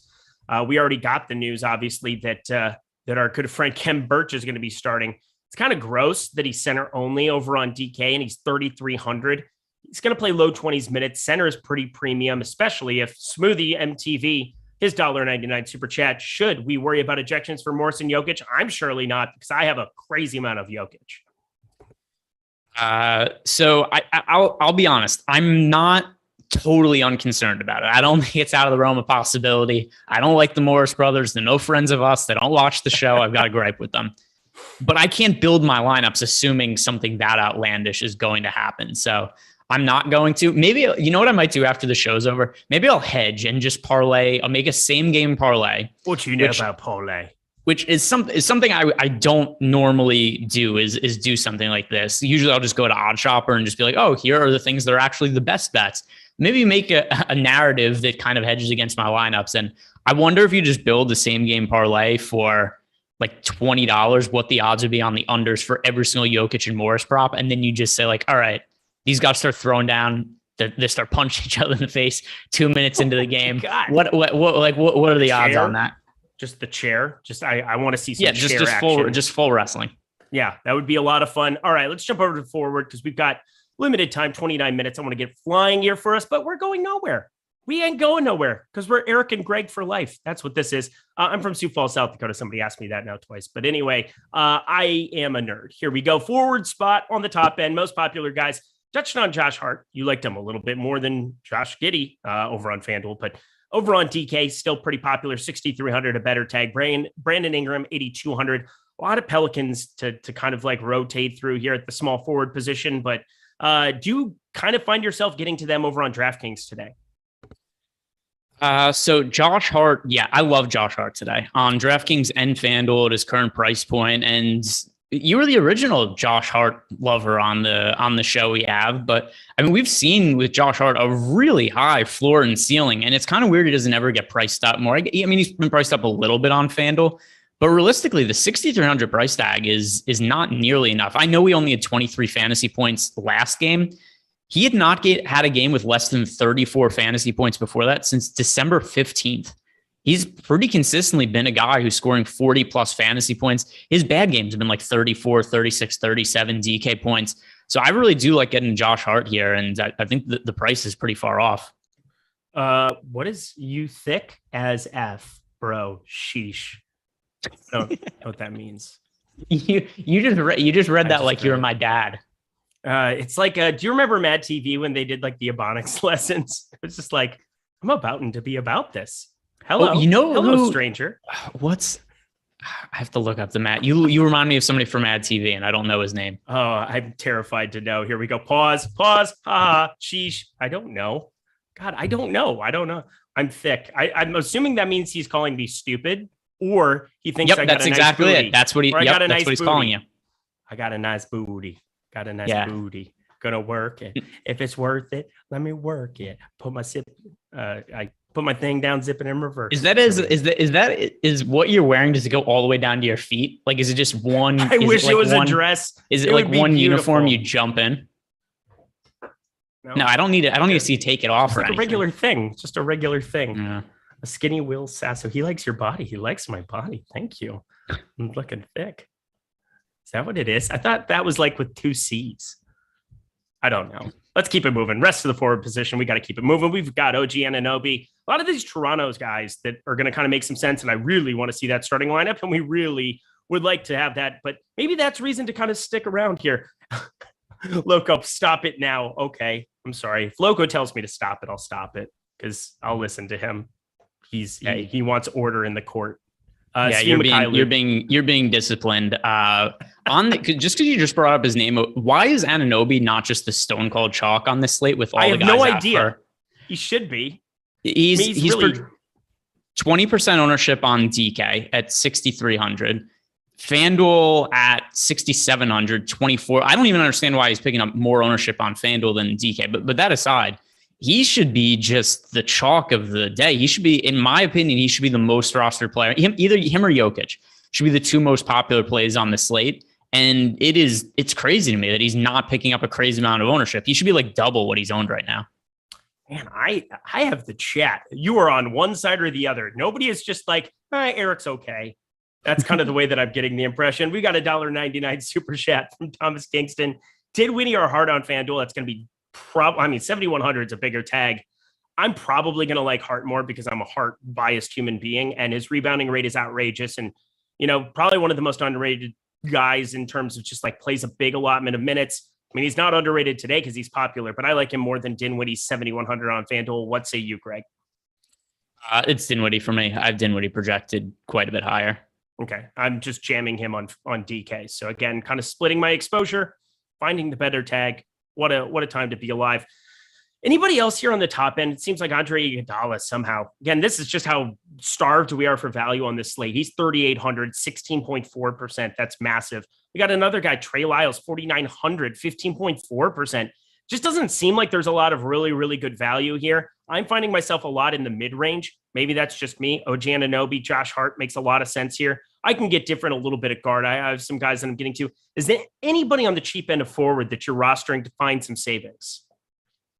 Jay Crowder is the one that makes the most sense. And looking at his current ownership projection, where is he at? So we've got Jay Crowder is 23% on FanDuel. Over on DK, Crowder 17%. Once again, somebody who, to me, I look at how I project him and I'm just like, okay, this guy should be chalk. It's almost the type of play where there's no Cam Johnson for the Phoenix Suns. So that's something that's going to lead to more minutes for Jay Crowder. We also got all these guys out for Toronto, which makes it easier matchup. I just look at Jay Crowder and I go like, okay, this is the guy who's going to be 35, 40% on. Same way I look at OG Anunoby, and he just isn't. So I think that he is, let's see, is there anybody? Yeah, there's nobody below 4K I have more exposure to on this slate than Jay Crowder. Not even close. Yeah, it's making sense. Well, speaking of that, super chat, $5 from Anthony Cook. Best plays under 4,500. I'm going to put Jay Crowder on the board. That is for dang sure. I'm not really sure who else to like really beat the drum for. As I said, I'm falling a lot in that mid-range. I think everything underneath it is pretty garbage. Kem Birch is decent, but he's center on DK, and that makes it kind of a nightmare to get to him. I'm really not getting to anything else under 4,500 over on DK. Are you, Greg? Svi Mykhailiuk, we talked about him before. I think he's going to start and play extended minutes. Yeah. The only two guys that I have a significant amount of exposure to that are sub 4,500, even sub 4K for that matter, it's Jay Crowder and Svi. Yeah, I'm not going to strip. Well, I was never going to strip. What's going on? CS $1.99 OG or Josh Hart on DK. Kind of flamboyant today, Eric. Thank you. That is OG. Did we just get, am I having deja vu or did we just get a very similar question? Oh, it was Josh Hart and Dinwiddie, but either way, OG for me. Kind of flamboyant. Okay, thank you. And we got a $4.99 super chat from Garrett Skiba with no question. He just he likes the way that he thinks I'm nice looking too or something. There we go. And it's kind of nice because the super chat, the color pops up, it is basically the exact same color as your shirt. So Jock Market's awesome. You guys, it's not even a dig. It's just a fact. Jock Market is the place you need to go to check out fantasy sports turned into the stock exchange. So think about stock exchange. I'm a finance major. Look at me go. Every minute, every second of every single day, I'm able to play over on Jock Market. As long as games are going on, there's a pregame IPO phase. You jump in there, you get players a little bit of a discounted rate. That's the IPO phase. The initial public offering is what it would be on stock exchange. Man, I do sound flamboyant. And I'm now kind of like checking myself before I wreck myself. But you know what? Love is love. We continue on. I love this app because it's so easy to navigate. You need to check it out in the Google Play Store, in the App Store on Apple. It's so easy to navigate over on Jock Market as well. Check out their free Jock Market IPO projections we have going here on Awesemo. Doesn't get a whole lot easier than that. You can play along at home as we're going to be going through Jock Market, through the board.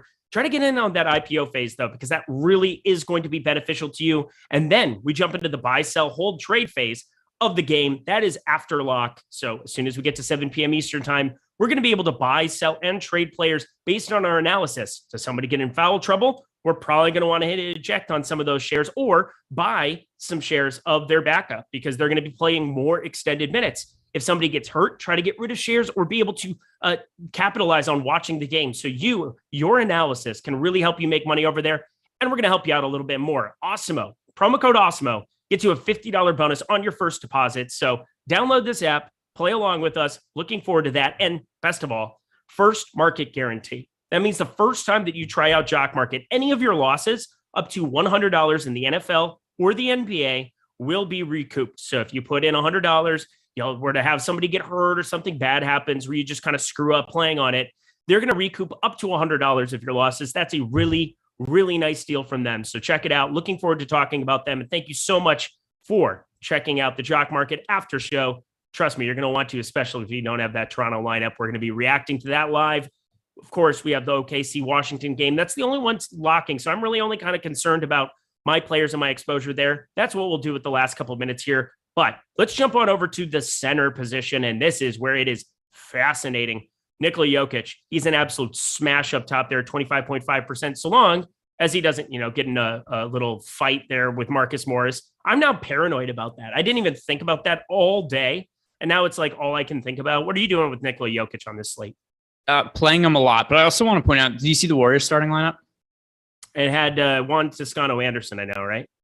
The flat min on DK. That is interesting to me. Shoot. Yeah, I didn't think he was that cheap. I thought, that's weird. I mean, he was going to start. That's what they had doing when they had the one, 7 seconds that Draymond Green played in Klay Thompson's return. It was Toscano-Anderson that checked in. So that is fascinating. So there's a couple of things here. First of all, him being 3K on DK, certainly interesting. He's also center eligible only on DK, which makes 0 sense. That is really bizarre to me. Center eligible only, Juan Toscano-Anderson. He kind of started last game. There was no Draymond Green. Draymond Green played 7 seconds. Toscano-Anderson checks in. Only ends up playing 19 minutes in that game. Overall for the season, he's made 3 starts. He's averaging 30 minutes per game in those starts. Before we were asked about our favorite plays, sub 4,500, I think was the price point before. I'm going to put Toscano-Anderson as my 3rd favorite there. I think just because he's the flat min on DK. I don't love that he's only center eligible, but he's certainly worth being in the player pool now. Adam Palmer said, quote, strip you thicky. I don't know what that means, but I don't probably want to do that. Jordan Clyde is spit out his water. I love when we make Jordan spit out his water, first of all. Second of all, I post this in the chat.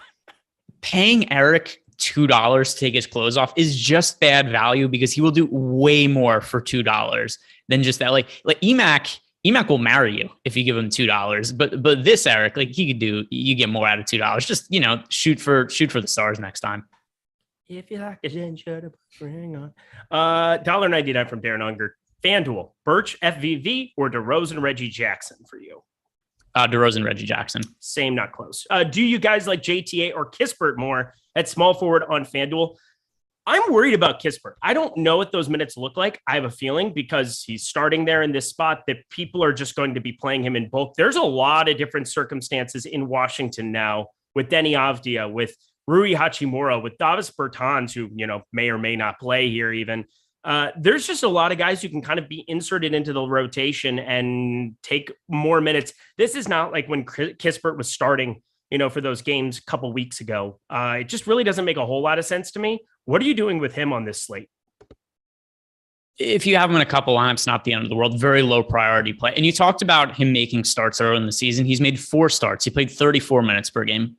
Seems good. Averaged 20 fantasy points in those starts. Not a good fantasy producer. This year he's playing 17 minutes per game, averages 10 fantasy points. Realistically, I think he plays mid to high 20s minutes, but that doesn't even give me a projection for him where I expect him to score over 20 fantasy points necessarily. Adam Palmer with the nice $6.90. What's this get me? We'll come up with it. Come up with a poll, Jordan Klein. You seem involved today. You feel artistic. I'm going to give you artistic liberate. You're going to be able to take advantage of this situation. What does phrasing? Those are not the words I would use in this particular situation, Eric. I don't know. I want to say that, but I'll answer for him. He'll get a tramp stamp with your face on his. No, I will not. Yes, I will not do that. Oh man, the losers win again. Any love for Derek Jones on DK? $2 worth. Any love for not for Derek Jones. Yeah, there's such thin value. I'm just going in the mid range and having fun. Adam Palmer. Now I owe Eric for winning my 7K on FanDuel's a couple weeks back. So gracias, amigo. Donata, you're welcome. Let's rock. Well done. Congratulations. That's fantastic. $6.90. I don't really even know. A lot of questions about different things. Let's go back to center here. We got 15 minutes to go. I'm ready to rock. DeAndre Ayton, really kind of popular, 7,200. I think it makes sense, but I kind of am finding myself gravitating towards J-Val, who was excellent 2 nights ago. I didn't even roster him because center was so strong on the slate. It's not as strong. And then the other guy, Montrezl Harrell. I cannot believe that he's only 11.3%. I'm like 4 or 5x the field in my last run. He's 4,700. And I talked about, I don't know what those minutes are going to look like for Kispert. Well, I definitely don't know what they're going to look like for Montrezl Harrell, but considering he's well over a fantasy point per minute player, even 20, yeah, I mean, if he gets to 25, I feel like you'll definitely kind of need him. Are you landing on any of these guys in that 10 to 20% on a rostership on DK?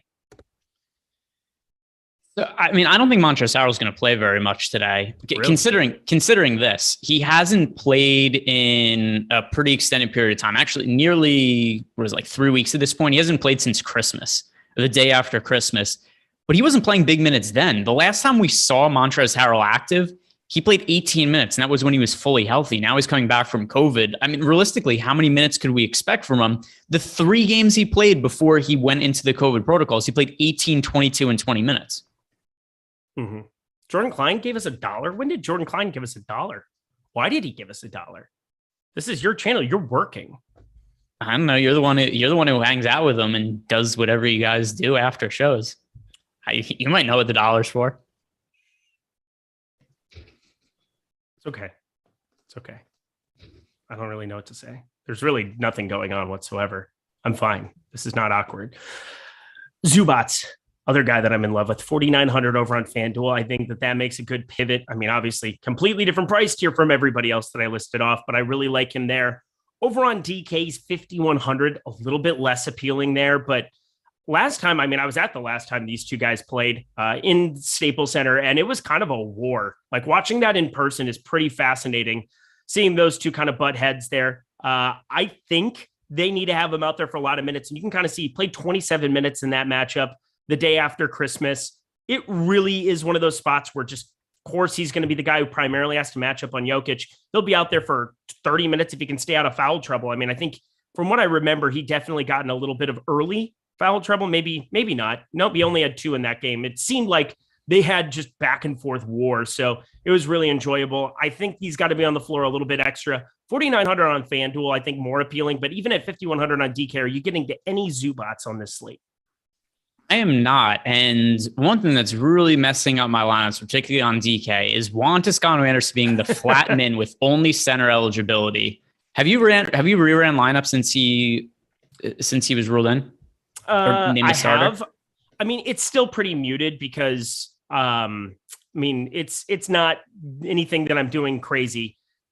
He's not a great, 0.85 fantasy points per minute. He's not going to really extend past 23. I mean, if he does, you're probably going to need him. So there's that. I still got some time to kind of figure out what to do. I'm waiting on this Denver news, of course. And if we don't get that, maybe I'll roll with a little bit more because you'll probably need some of those savings to play Jokic comfortably over on DK. Over on FanDuel, I think it's interesting as well, just because he has that power forward flexibility there, small forward and power forward at 3,600. Like for me, that's where I'm getting to him a little bit more. But DK, it's so hard to want to give up a center spot to him. I know 3K is 3K and that flat min is nice, but I'm not getting to him that much. Are you getting to him just a ton? Toscano-Anderson, you mean? Yeah. Yes. Okay. Yeah, I'm getting to him a whole bunch and I don't even have him projected that high. I think it's just because of how highly I have Jokic projected that I have Juan Toscano-Anderson for slightly over 20 fantasy points, and then just fantasy coach is like, cool, we're giving you all of the Toscano-Anderson and Jokic. Like, this is what you're doing with your center position, and good luck elsewhere. But if I only have him projected for that limited amount of fantasy points, and he's still popping up in a lot of my lineups, I kind of have to play him a bunch. See, I've done Kermit a lot, Gene Kim. I've done Kermit a lot, and I know that you like my Kermit, so I'm... You know what, though? I know I'm wearing green, too. It's green. There's that. But I found out that I have a good Coach O over the weekend. Like somebody that Jordan Klein confirmed. Like, go yo, that's he go, boy. Is that the guy from... Hey, Coach O. I'm the LSU coach. I coach the football player. I'll tell you Is what that the special teams coordinator from Waterboy? We're going to hit hard. That's what we're going to do. I'm Coach O. Is that the special teams coordinator? Boy. What? I keep cutting you off. Yeah, I don't know who that is, but is that the special teams coordinator from Waterboy?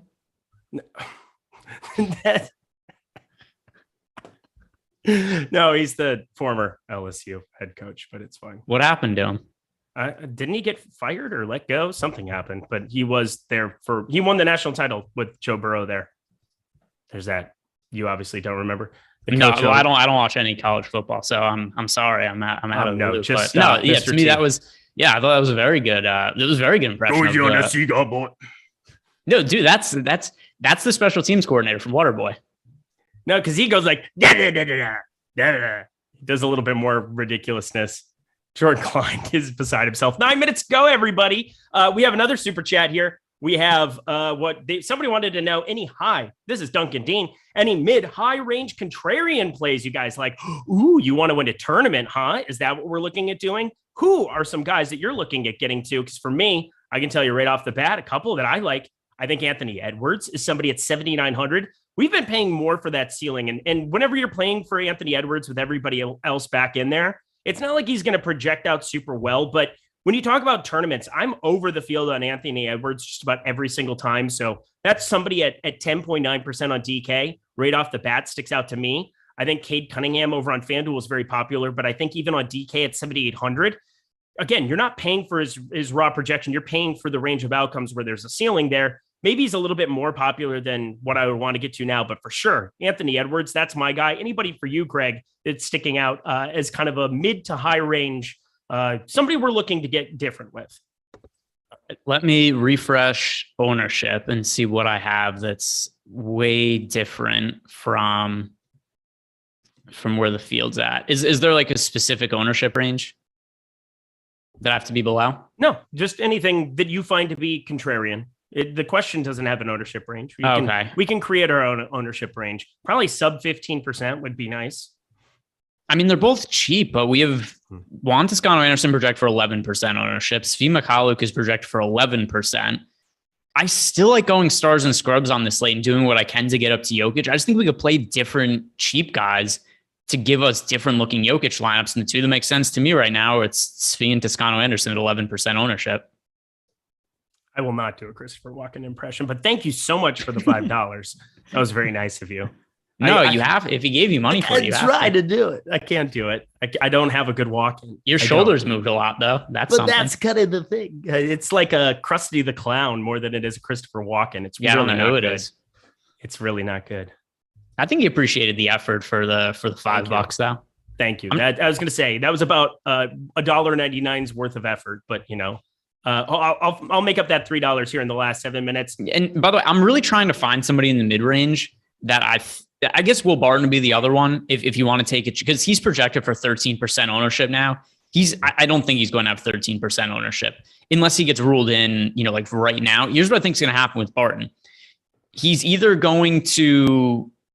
going to get the news really late and then just whatever happens, people aren't going to react to it, or we're going to find out he's in like now and he's going to become really popular. So I don't think the 13% ownership is what he's going to be. But I think that he's a very, very good player to have in your lineups for now and then try to make pivots for later, because I think that he has a really good opportunity today. And the questionable tag is just going to keep people off him. Yeah. And I'm looking over. I mean, this might be a spot to just be smashing some unders on Denver while you're talking about that as well. You do have this opportunity. These numbers, I don't think really are factored in for Barton being in. You have on Odd Shopper right now, Austin Rivers, Monty Morris, his points, both of their points props are just smashed on the under right now. 5.4 projection for Austin Rivers, 11.2 for Monty Morris. I mean, we are looking at Nikola Jokic down there for an under on 7.5 assists. Only Aaron Gordon. That's how long it takes to get to your first over on the Denver side. Easy to go to Odd Shopper and kind of cross-reference as you're talking about that. Seems like we've already factored in with Barton being in. I think those become things that you want to have locked and loaded, ready to smash the under. Because in the event that he is in, 38% expected ROI, 75% expected win percentage. I mean, this is why the props market has been so profitable lately in the NBA. Definitely be smashing those unders if you get that news. And in the event that he's ruled out, of course, probably just stay away from them. But looking at Odd Shopper right now, that just seems like really too good of a spot to pass up. And for DFS purposes, I think we want to be ready to kind of have both outcomes. We'll have another hour to decide whether or not we want to be taking the plunge with some Barton or not.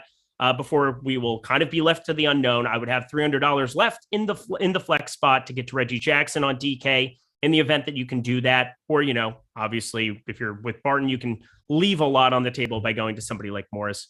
Anything else for you as you're building lineups with 5 minutes less that's sticking out to you? Do you have this Juan Toscano-Anderson situation under control?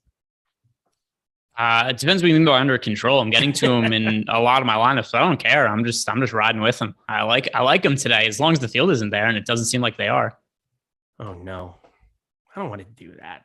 That sounds Do what? not fun. Play Juan Toscano Anderson in like 25% of my lineups. Yeah, you shouldn't. You should play him in like 50% of your lineups. I agree. Don't play him. Yeah, don't play him in 20%. Play him more. Oh, man. Greg. Can you leave $500 on the table? Here we go. Play the mid-range. Eric, will you do? We already had that. Cool. 4 minutes left to go. Let's ride, folks. I'm kind of getting all my lineups in. If you have questions here, Looney or Bridges? How about that one? Looney, somebody that we saw with an upside for the first time in forever. I prefer Bridges. How about you, Greg? I'm not really playing either of them. So that's something to consider. If it had to be one, it'd be Bridges, but neither. Okay, cool. Harold SGA or JTA Levine, let us know a site that would be good. Then we can help you out. Walking in Memphis, great song. OG Bain or Giddy, can give us a site and we can let you know. 3 Wizards too many on any site. I think you can totally get to 3 Wizards depending on who they are. But, outside of Dinwiddie, Kuzma, it gets thinner. It definitely gets thinner. Would you play 3 Wizards today, Greg? Any problem with that? 3. Well, I mean, one of the issues is that I don't really love any of the Wizards outside of Spencer Dinwiddie. I have some lineups with Neto. I think that KCP is a fairly low upside play, but at least he's viable. I think you can make a case for playing Harrell. I think he's an okay tournament option. I don't think the minutes are going to be there for him. I don't think I have any lineups with 3 players from the Wizards. Play Dinwiddie though, for sure. If you want to play one of those other guys with one off, I don't think I'd play 3 though. I wouldn't play 3 either. That's for sure. Favorite Clipper tonight, Greg? I'm pretty sure that's Reggie. Yep, Reggie Jackson. Reggie Jackson for me too. I'm with you. Lou Dort will ruin my night tonight, probably. I mean, that's a random player to ruin your night tonight. Yeah, I would probably find other people to ruin my night. That would be like, I don't have an analogy for it. I'm just trying who's going to ruin your night short of me after the show ends? Like who's going to ruin your night from a DFS standpoint? Monty Morris. You're playing a lot of him? Yeah. I'm going to be on him. I'm going to be on him very heavily if Will Barton gets rolled out. I'm more in the camp that I won't say that it doesn't matter, because again, it matters big time. But if I end up getting stuck with Monty Morris, he could really, really ruin my night with like a 15 burger. But even if Barton gets ruled in, it's not the apocalypse. Like, I don't think there's a lot worse guys that you could be stuck with. There's a lot of other pieces there from the Clippers that I can get to. Again, I just don't think it's like some meteoric problem to end up getting to a ton of him. Like, I think you can play a ton of him regardless, is what I'm getting at. I don't feel exactly. I have him in my player pool. I think he's viable. I don't want to play a ton of him though, unless Barton's out. Okay, that's fair. Kuzma will ruin your night. KCP will ruin your night. I have no KCP, so I would hope he doesn't ruin my night. I guess I have a tiny bit, but nothing substantial. Yeah, same. 5,100 on DK. What in the world? Yeah, it's hard for me to see. Like, I have some exposure to KCP. I don't think he's going to be somebody who scores 40 DraftKings points and totally breaks the slate. Like, I'm assuming just looking at my lineup, see somebody who the optimizer runs it through. It's like, oh, look, he's the guy you have projected for the most fantasy points at 5,100. This is the lineup. This is the lineup where everybody else is. So he just kind of slots in. I don't see him as somebody who's going to ruin your night either way. Are you playing Kuzma today? I guess we probably should have talked about it more because I'm not really. Not really. No, honestly, I thought he was kind of a lame discussion point. I have literally 1% of him. So obviously that's a massive fade. I think he might be a little bit more popular than that. I think having a guy like Montrezl Harrell back in the lineup impacts him a lot because we've been seeing a massive rebound allotment. Part of that is him playing the 5 here in some of these spots. Maybe he continues it going. Maybe I'm just kind of overthinking it, but it seems like more centers on a floor, less rebounds available to somebody like Kyle Kuzma. That's not even what it is for me. I think he benefits from the whole situation. Just the price is there. He's 8,400 on DK. He's 8,800 on FanDuel. Unless I expect him to go out and score like 50 fantasy points or something, which I don't, I'm not going to play him. I have Kyle Kuzma projected for mid-30s fantasy points. Yeah, that's a relatively good game for Kyle Kuzma, just not something I'm paying 8,800 for. I have 0% on FanDuel. This will be fun. So yeah, that's a hard fade by me here. Kuzma is in the best spot. What's up? Another super chat? Look at this. Svi, Vanderbilt, Jokic, or Bane, Giddey, Joval. All right, so none of those guys have locked yet, so that's good. Sunflower asks, Svi, Vanderbilt, Jokic, or Bane, Giddey, Joval on DK. Yeah, so that's Svi, Vanderbilt, and Jokic for me. Of those guys, I do like Svi quite a bit today. Love Jokic, so pretty easy for me to go with that side. Harold guaranteed to go for 50 tonight after Greg put the curse on him. I'm not expecting 50 out of Montrezl Harrell, but I'm definitely somebody who likes him a little bit more than Greg does. And we are at lock, everybody. Welcome to the Jock Market portion of the program. Also, the Greg puts on the game that is going live and we react to it part of the program, which is always a fun one to have. And again, this is a very, very fantasy relevant game here with Washington, OKC. Yes, gavel, gong, ring the bell, all of them. Jock Market bell. It's called a bell. I should just said bell first, but hey, Jock Market. This is the site you want to play on if you're reacting to stuff live. So I know DK tries to do stuff with their little drafts that they do ahead of time. And I know that there's spots where FanDuel and DK will both put up like second, third, fourth quarter DFS, but none of those are fun. What is fun is going to Jock Market and playing live every single second of the slate. No doubt about it. It is the most beneficial spot that you can react with your own analysis with the combination of Awesemo's projections. Nothing is a whole lot better than it in terms of playing live. And that's why it's so much fun for Greg to be pulling this up, watching the NBA game as it's going, seeing who gets off to a hot start, maybe investing in them based on what their pre-game IPOs are. And that's what we have listed on the site. Look at this. Jordan Klein pulling everything up here for us. And if you go to the NBA tab, you head over to projections and you go to the bottom, Jock Market, completely free. Look at that. Doesn't get a whole lot easier than that. We can see on the top of the board here today, Greg, Nikola Jokic, $20.60 fair IPO. Also, this is the portion where I have to get rid of this off the TV because I got to be on my phone for this. So I'm going to turn this off. There we go. Look, while you're figuring that out, do you want to know why I'm so clever, Eric? Why are you so clever? Because I have found a way that I can just get paid to sit here and watch basketball. Where I say, I need to watch basketball games because it is important to me being able to do these post-lock shows. That's good strategy. I could just sit here and watch basketball and be like, no, this is work. This is work. This is how I need to operate the program. Cool, Greg. So anyway, we've got Nikola Jokic. He's on the top end of the board, $20.60 for the fair IPO price. What do you think about that? What do you think about them apples?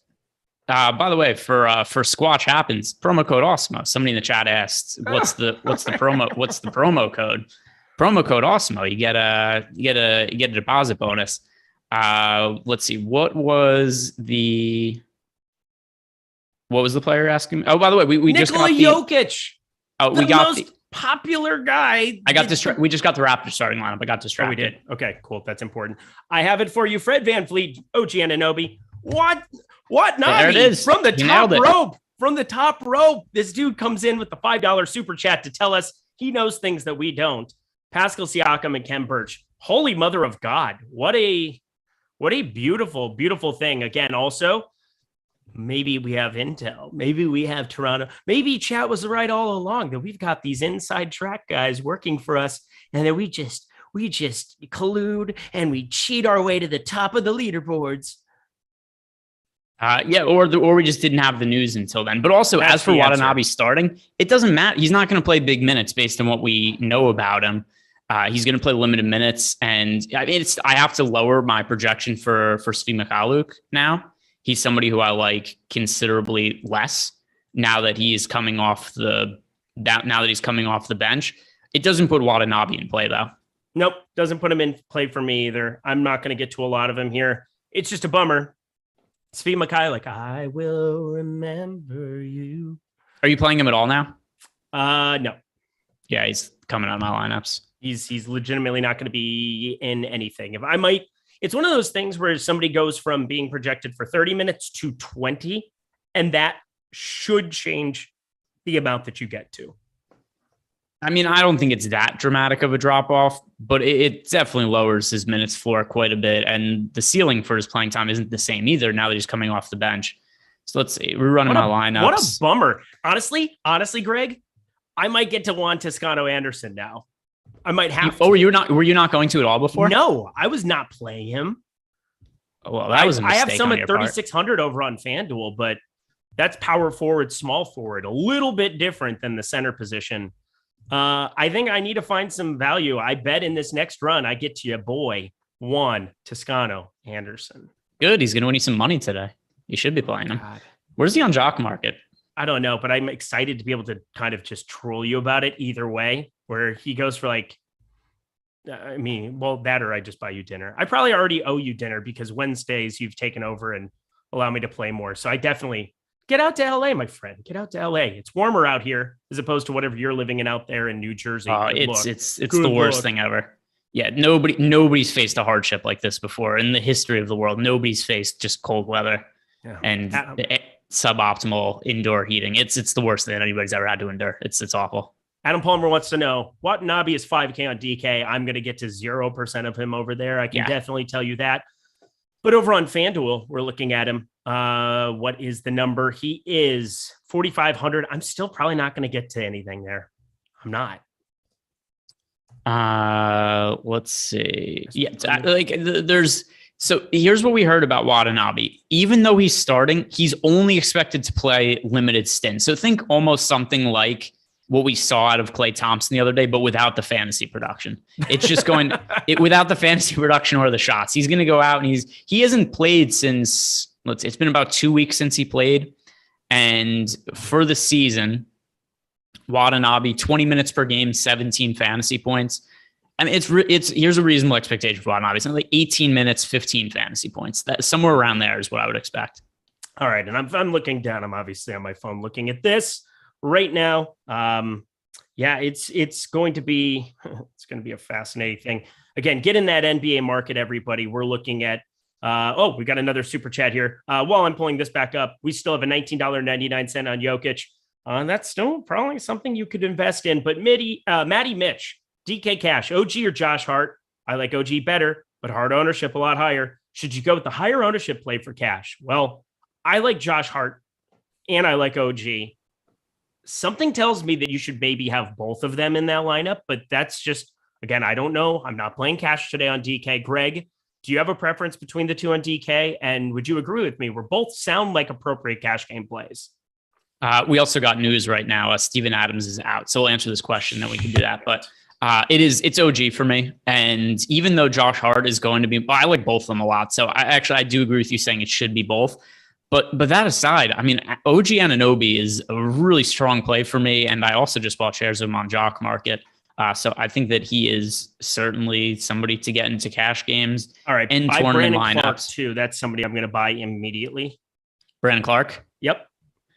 Yeah, so let's break down this Memphis situation. No Steven Adams, and we've seen this before when Steven Adams is out of the lineup. No Steven Adams, which happened last game, and the minutes allocation. So first off, the starting lineup. Popcorn. Yep. They played Jaren Jackson Jr. started at center. They went with John Morant, Zaire Williams, Desmond Bane, and Kyle Anderson. We've seen these situations with Zaire Williams starting. Remember, you and I, we really regretted the first quarter. Like, oh my God, we don't have Zaire Williams mid-price, and he didn't score any more fantasy points after the first quarter. Otherwise, I was going to jump. He's just absolute garbage for fantasy. Now, maybe this will be the time where he goes off as I poo-poo him. Really tough matchup for him against the Golden State Warriors. Just has not been a good fantasy producer this year.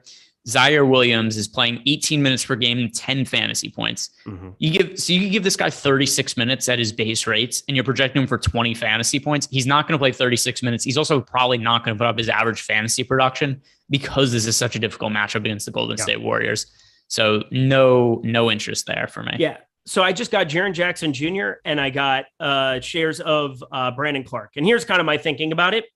Brandon Clark only played 16 minutes, but they were up a zillion points in that game. And it was basically all of these scrubs. And when I say scrubs, I mean, Austin Reeves went completely berserk. He had 11 points in the last 5 minutes of that game to make it look a lot better than the 8-point difference that it was.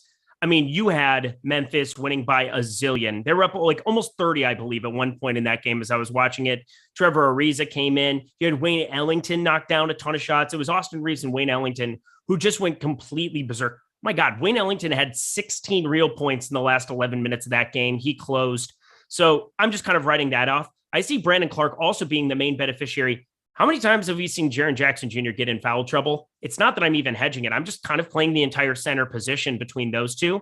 Xavier Tillman has also been mixed in to play right around 19 minutes here. He was playing actually towards the end of that third quarter here, looking at those rotations. So all three of those guys, I think, take a big jump up for me just in terms of jock market.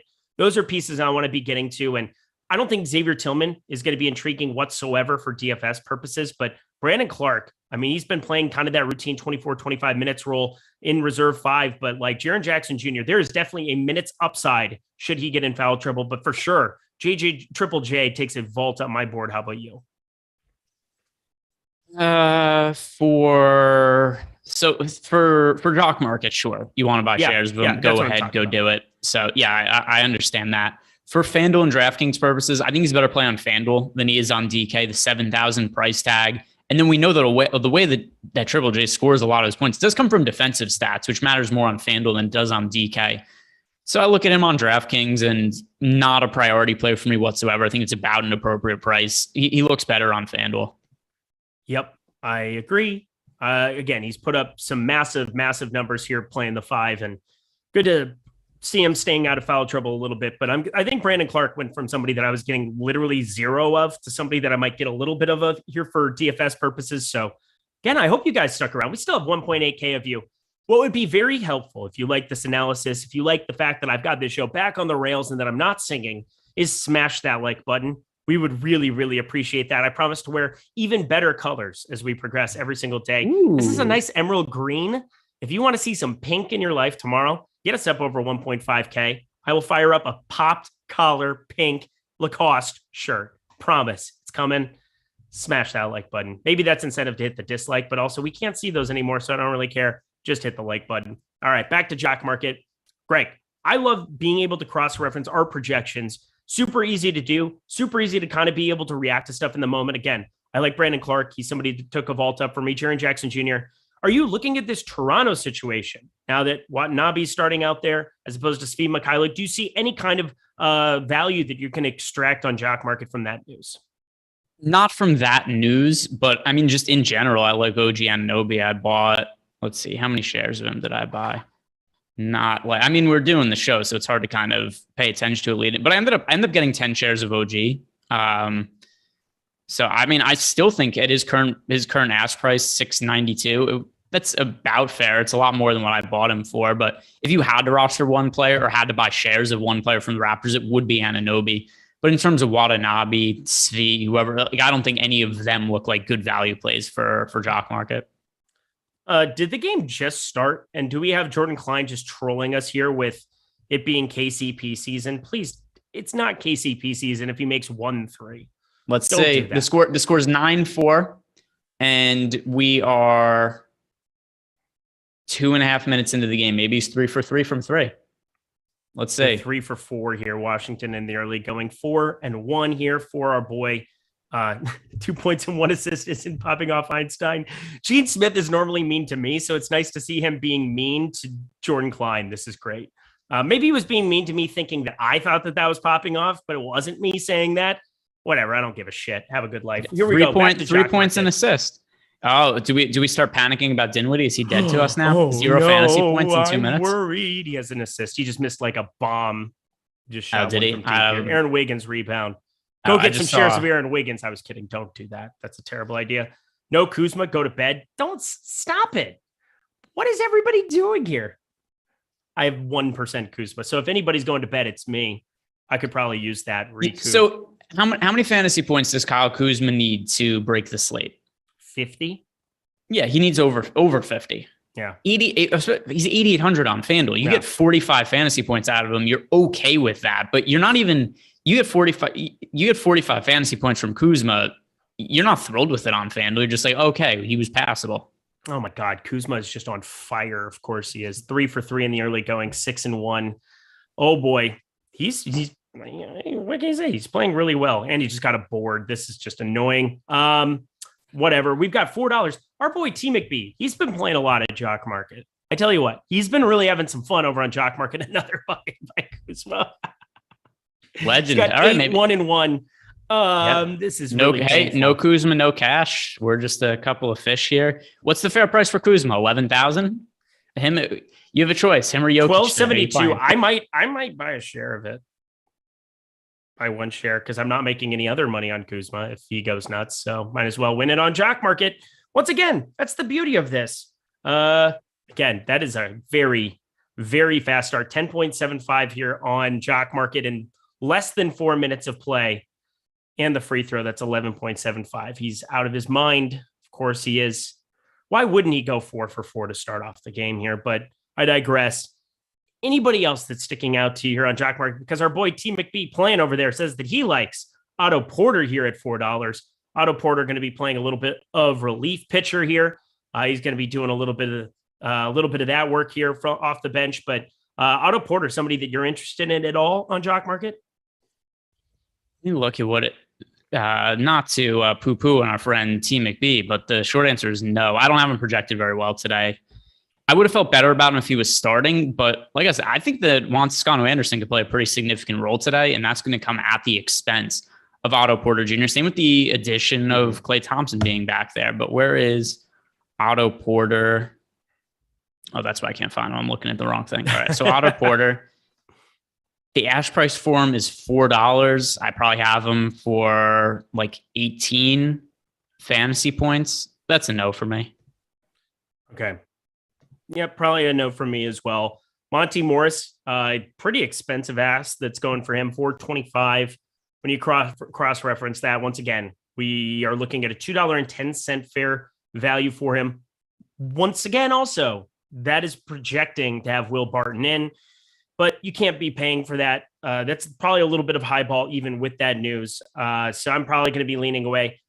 I'll tell you what, there's one guy that I completely hated, and I mean completely hated, but I think is actually somebody to talk about on Jock Market because you do get the extra bonus, just like on DK for 3-pointers made. And you get missed shots to count against -0.5, but can Klay Thompson be a buy possibly? He's $4.20. I don't see where he's at on our board here, but I mean, it's not somebody that I want to get to. Oh, 8 cents, 8 cents or 80 cents is his fair IPO price. That's a pass. I was just simply looking at him as somebody that stood out at that mid-range. I obviously am not playing him in DFS, so thought that there was a chance to maybe get to him here. Super chat. Oh, JR, $4.99. Man or Bledsoe? FanDuel Cash, last man in. Man or Bledsoe for you, Greg? I'm pretty sure that's man, but let me check. All right, man or Bledsoe? Kyle Kuzma's 5 for 5. Yeah. When's the last time he's missed a shot? He shoots 110% from the field. Should we be surprised? It's the best player. If by the way, if he outscores Jokic, I'm not going to be happy today. But let's see, man or I have them projected within a 1/10 of a fantasy point of each other. I guess Bledsoe. It's very, very close for me though. I'll lean Bledsoe. Very, very close for me too here.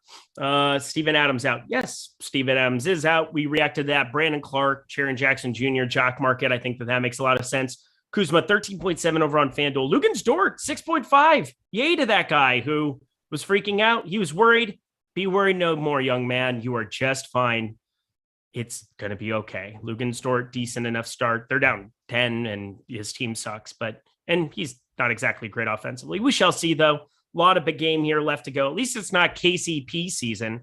I will say that much. Let's go back to Jock Market. I can't look at this stat line here. I guess they're at a timeout right now anyway.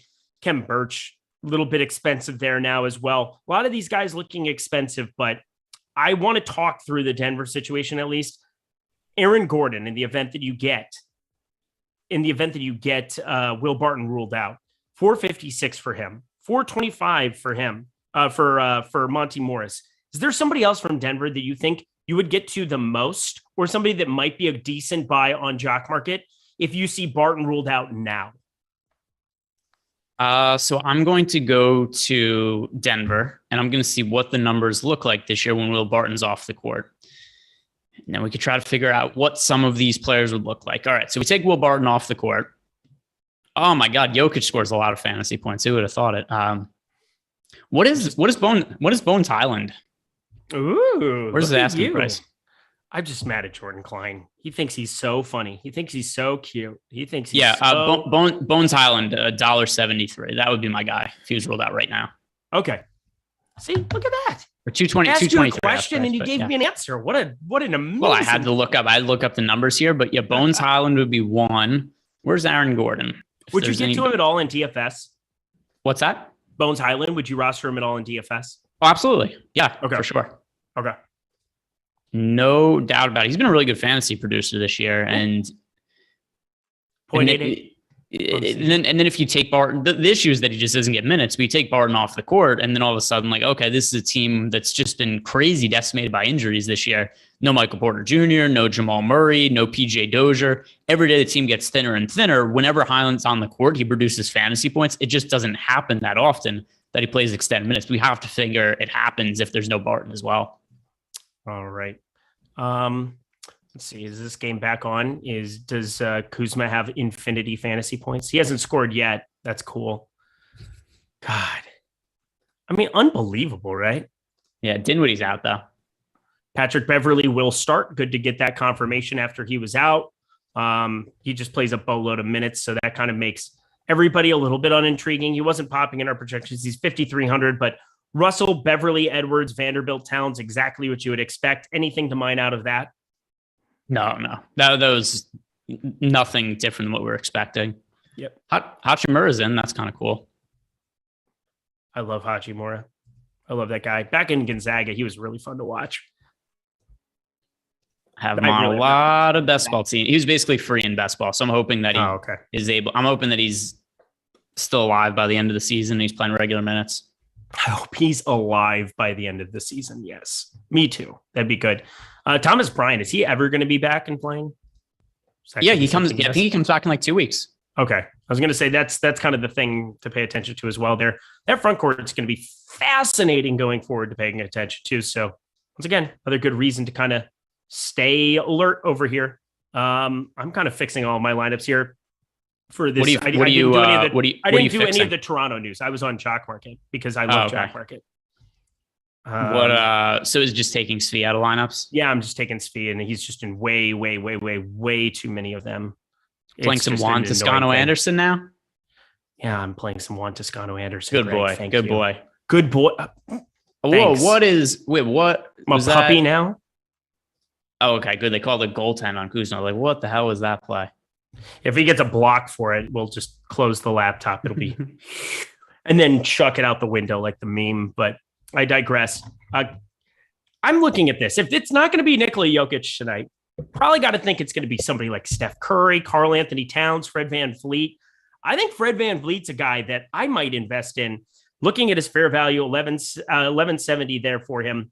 The guy has shown some ridiculous upside. He's currently 8th in terms of ask, 1535. That's really expensive. But if he gets off to a decent start against Phoenix, that might be the guy that I go a little bit and reach for. Does he intrigue you at all for Jock Market purposes? You've been a lot higher on Fred VanVleet than I have been recently. Clearly, you've been on the right side of that. I've been on the incorrect side because Fred VanVleet has been ridiculous as of late. So more even, it's like, oh, Fred VanVleet, he's not playing that well. And then you go, you go to get a water bottle, you go to take a bathroom break, wherever you come back, it's like, oh, look, he scored 30 fantasy points in the 2.5 minutes. I was gone from the TV because that's just what he's been doing. He scores so many fantasy points so quickly. But still, I just look at the other guys on the slate and he's still priced around them. And I just think these other guys are still better fantasy producers.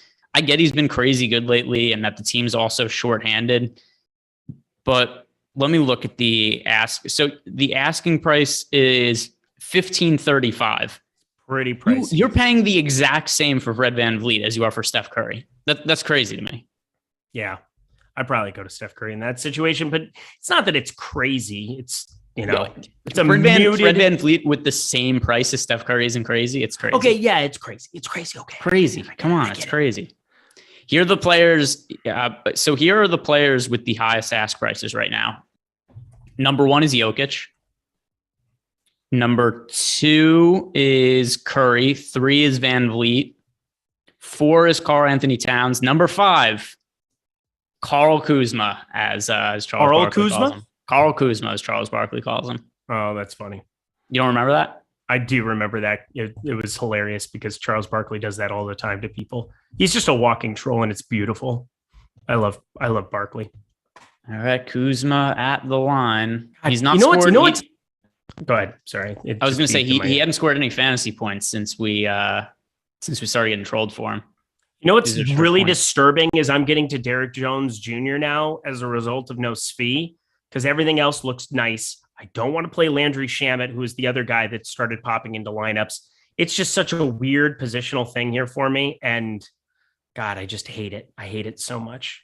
So I got some more Bane, which is twofold. Number one, we're taking Svi out of that position and somebody who I can't play there. But then also there's a little more minutes for him to go, even though he doesn't play the same position as Steven Adams. We just see the Grizzlies play smaller. They started Jaren Jackson Jr. at center the other day. So that just makes it for more small ball lineups, more opportunity for Desmond Bane. So he was somebody who I got to more based on the recent news. Kyle Anderson a little bit. And then Juan Toscano Anderson always. We got to play this guy today. I mean, this is just the worst play I've ever clicked on in my life. Like this is So JTA. He's been pricing. He's starting. I know he is. I've got 20% now just for you. Upload failure. This organization will not tolerate. You thought failure. you did. You didn't. This is not good. Wait, what? Oh, your computer's rebelling against your Juan Toscano Anderson exposure. Why did that happen? Because you played Juan Toscano Anderson, and your internet rebelled against you. Oh no, this is really bad, Greg. Can you please talk about Jock Market here for me here for 1 minute and let me know who is your favorite piece of value? Is there somebody that we haven't talked about yet? I got my Clark and Jaren Jackson Jr. You got your OG Anunoby. Anybody else that you really want to get to here in the last couple minutes before that Toronto game locks? So we've got Montrezl Harrell just checked in, just got a putback rebound in a bucket. So just bring that. Not that I want, but I know you were on Montrezl Harrell before, so I figured that we would shed some light on that and be like, we were really not on the same page today. We're normally no. much I projected Montrezl Harrell for 18 minutes, so it was going to be hard for me to get to him at any kind of real meaningful way. I'm scrolling through Jock Market pricing now and seeing what looks good. Typically, it's going to be the guys that I like for DFS. I also like on Jock Market. I was going to say Desmond Bane because getting more of him now, but his ask price is all the way up to $740. Juan Toscano Anderson has an ask price of over $3 now. That is going to be a no-go for me. Lugens Dort, highest score on the slate right now. Good Lord. More than Kuzma? 15 on FanDuel, 6 points, 2 assists, and 2 steals. Those steals, man, they go a long way on Jock Market. Shea with 10 actual points, Giddey 5.9. Montrezl Harrell now up to 4.7. Continue. You just kind of stopped in the middle of the sentence. It threw me off. I did. That was a Makajewski move. If you haven't done a show with Makajewski, be careful. He could beat you up. He's fine. No, he's not. It's not. I'm not saying I could take him, and I'm not saying I could run away from him. He's just a nice human being. He likes me. Can we get you a green screen? You wear that shirt with it? No. So mean. What's don't know that that's mean. Shirt? I think it's a pretty shirt. Okay. I think it would look nice in front of a green screen. Could I interest you in Kyle Kuzma at an ask price of $14.16? Sure, why not?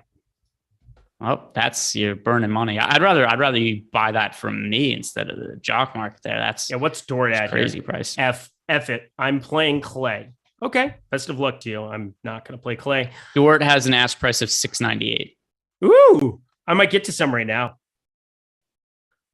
$12.50 with the entire game to go. It's a pretty good spot. I mean, it's thin, but $6.98 at that good of a start. I mean, if he gets up to 25, you're probably breaking even. He's got the whole rest of the game to go. It's pretty close. It's going to be a pretty close one for me. All I know is that this was a lot of fun. I'm so glad. I'm going to be cheering for a lot more of these Memphis guys. I think you guys are as well. Corey Joseph listed out Tuesday. That just happened. What? So Corey Joseph, that's not going to change anything for me. That's not going to change anything for me, but we had him in. I mean, really, that we had him projected for 6 minutes, so it really doesn't do a lot. He was listed as doubtful. He was listed as doubtful today, so I didn't have him on. just wasn't on my radar. So I just wanted to double check. They have 48 point guards to play in Detroit any given moment. So there's that. Cade Cunningham, definitely the guy that I'm getting to the most on the FanDuel. But we are at lock of the Jock Market Show. This was so much fun. I enjoyed being able to buy and sell shares. And if you did as well, use promo code Awesemo, get that $50 bonus on your first deposit. Use these pregame IPOs to get some shares of players, then get into the buy, sell, trade, just like we just did. It's a lot of fun, super simple. You can do it on your phone, any given moment, wherever you're at. Makes it really, really fun. Plus, first market guarantee, $100 back in your account on your first market. So you really can't lose. You can't lose. Oh, we got a super chat to finish. They came in just in the clutch here. JR, Bledsoe man, FanDuel cash, last man in. Didn't we get that same super chat before? We had that exact same super chat before. Dude, I swear we've gotten a bunch of super chats today, and I'm almost sure that a lot of them have been the same one over and over again, but it was Bledsoe. Bledsoe again. And Greg, any final words for the people as we get out of here? Yeah, Kyle Kuzma, 70 fantasy points today. Really, really not hoping so. Jordan Klein, put that hand down. Don't cheer for that. That's absolute garbage. Jordan Klein, best producer in the game, who wears a white beater while he's working out and while he's doing shows because it's 70 degrees here in California. Greg, enjoy New Jersey. I will enjoy LA. We'll see you later.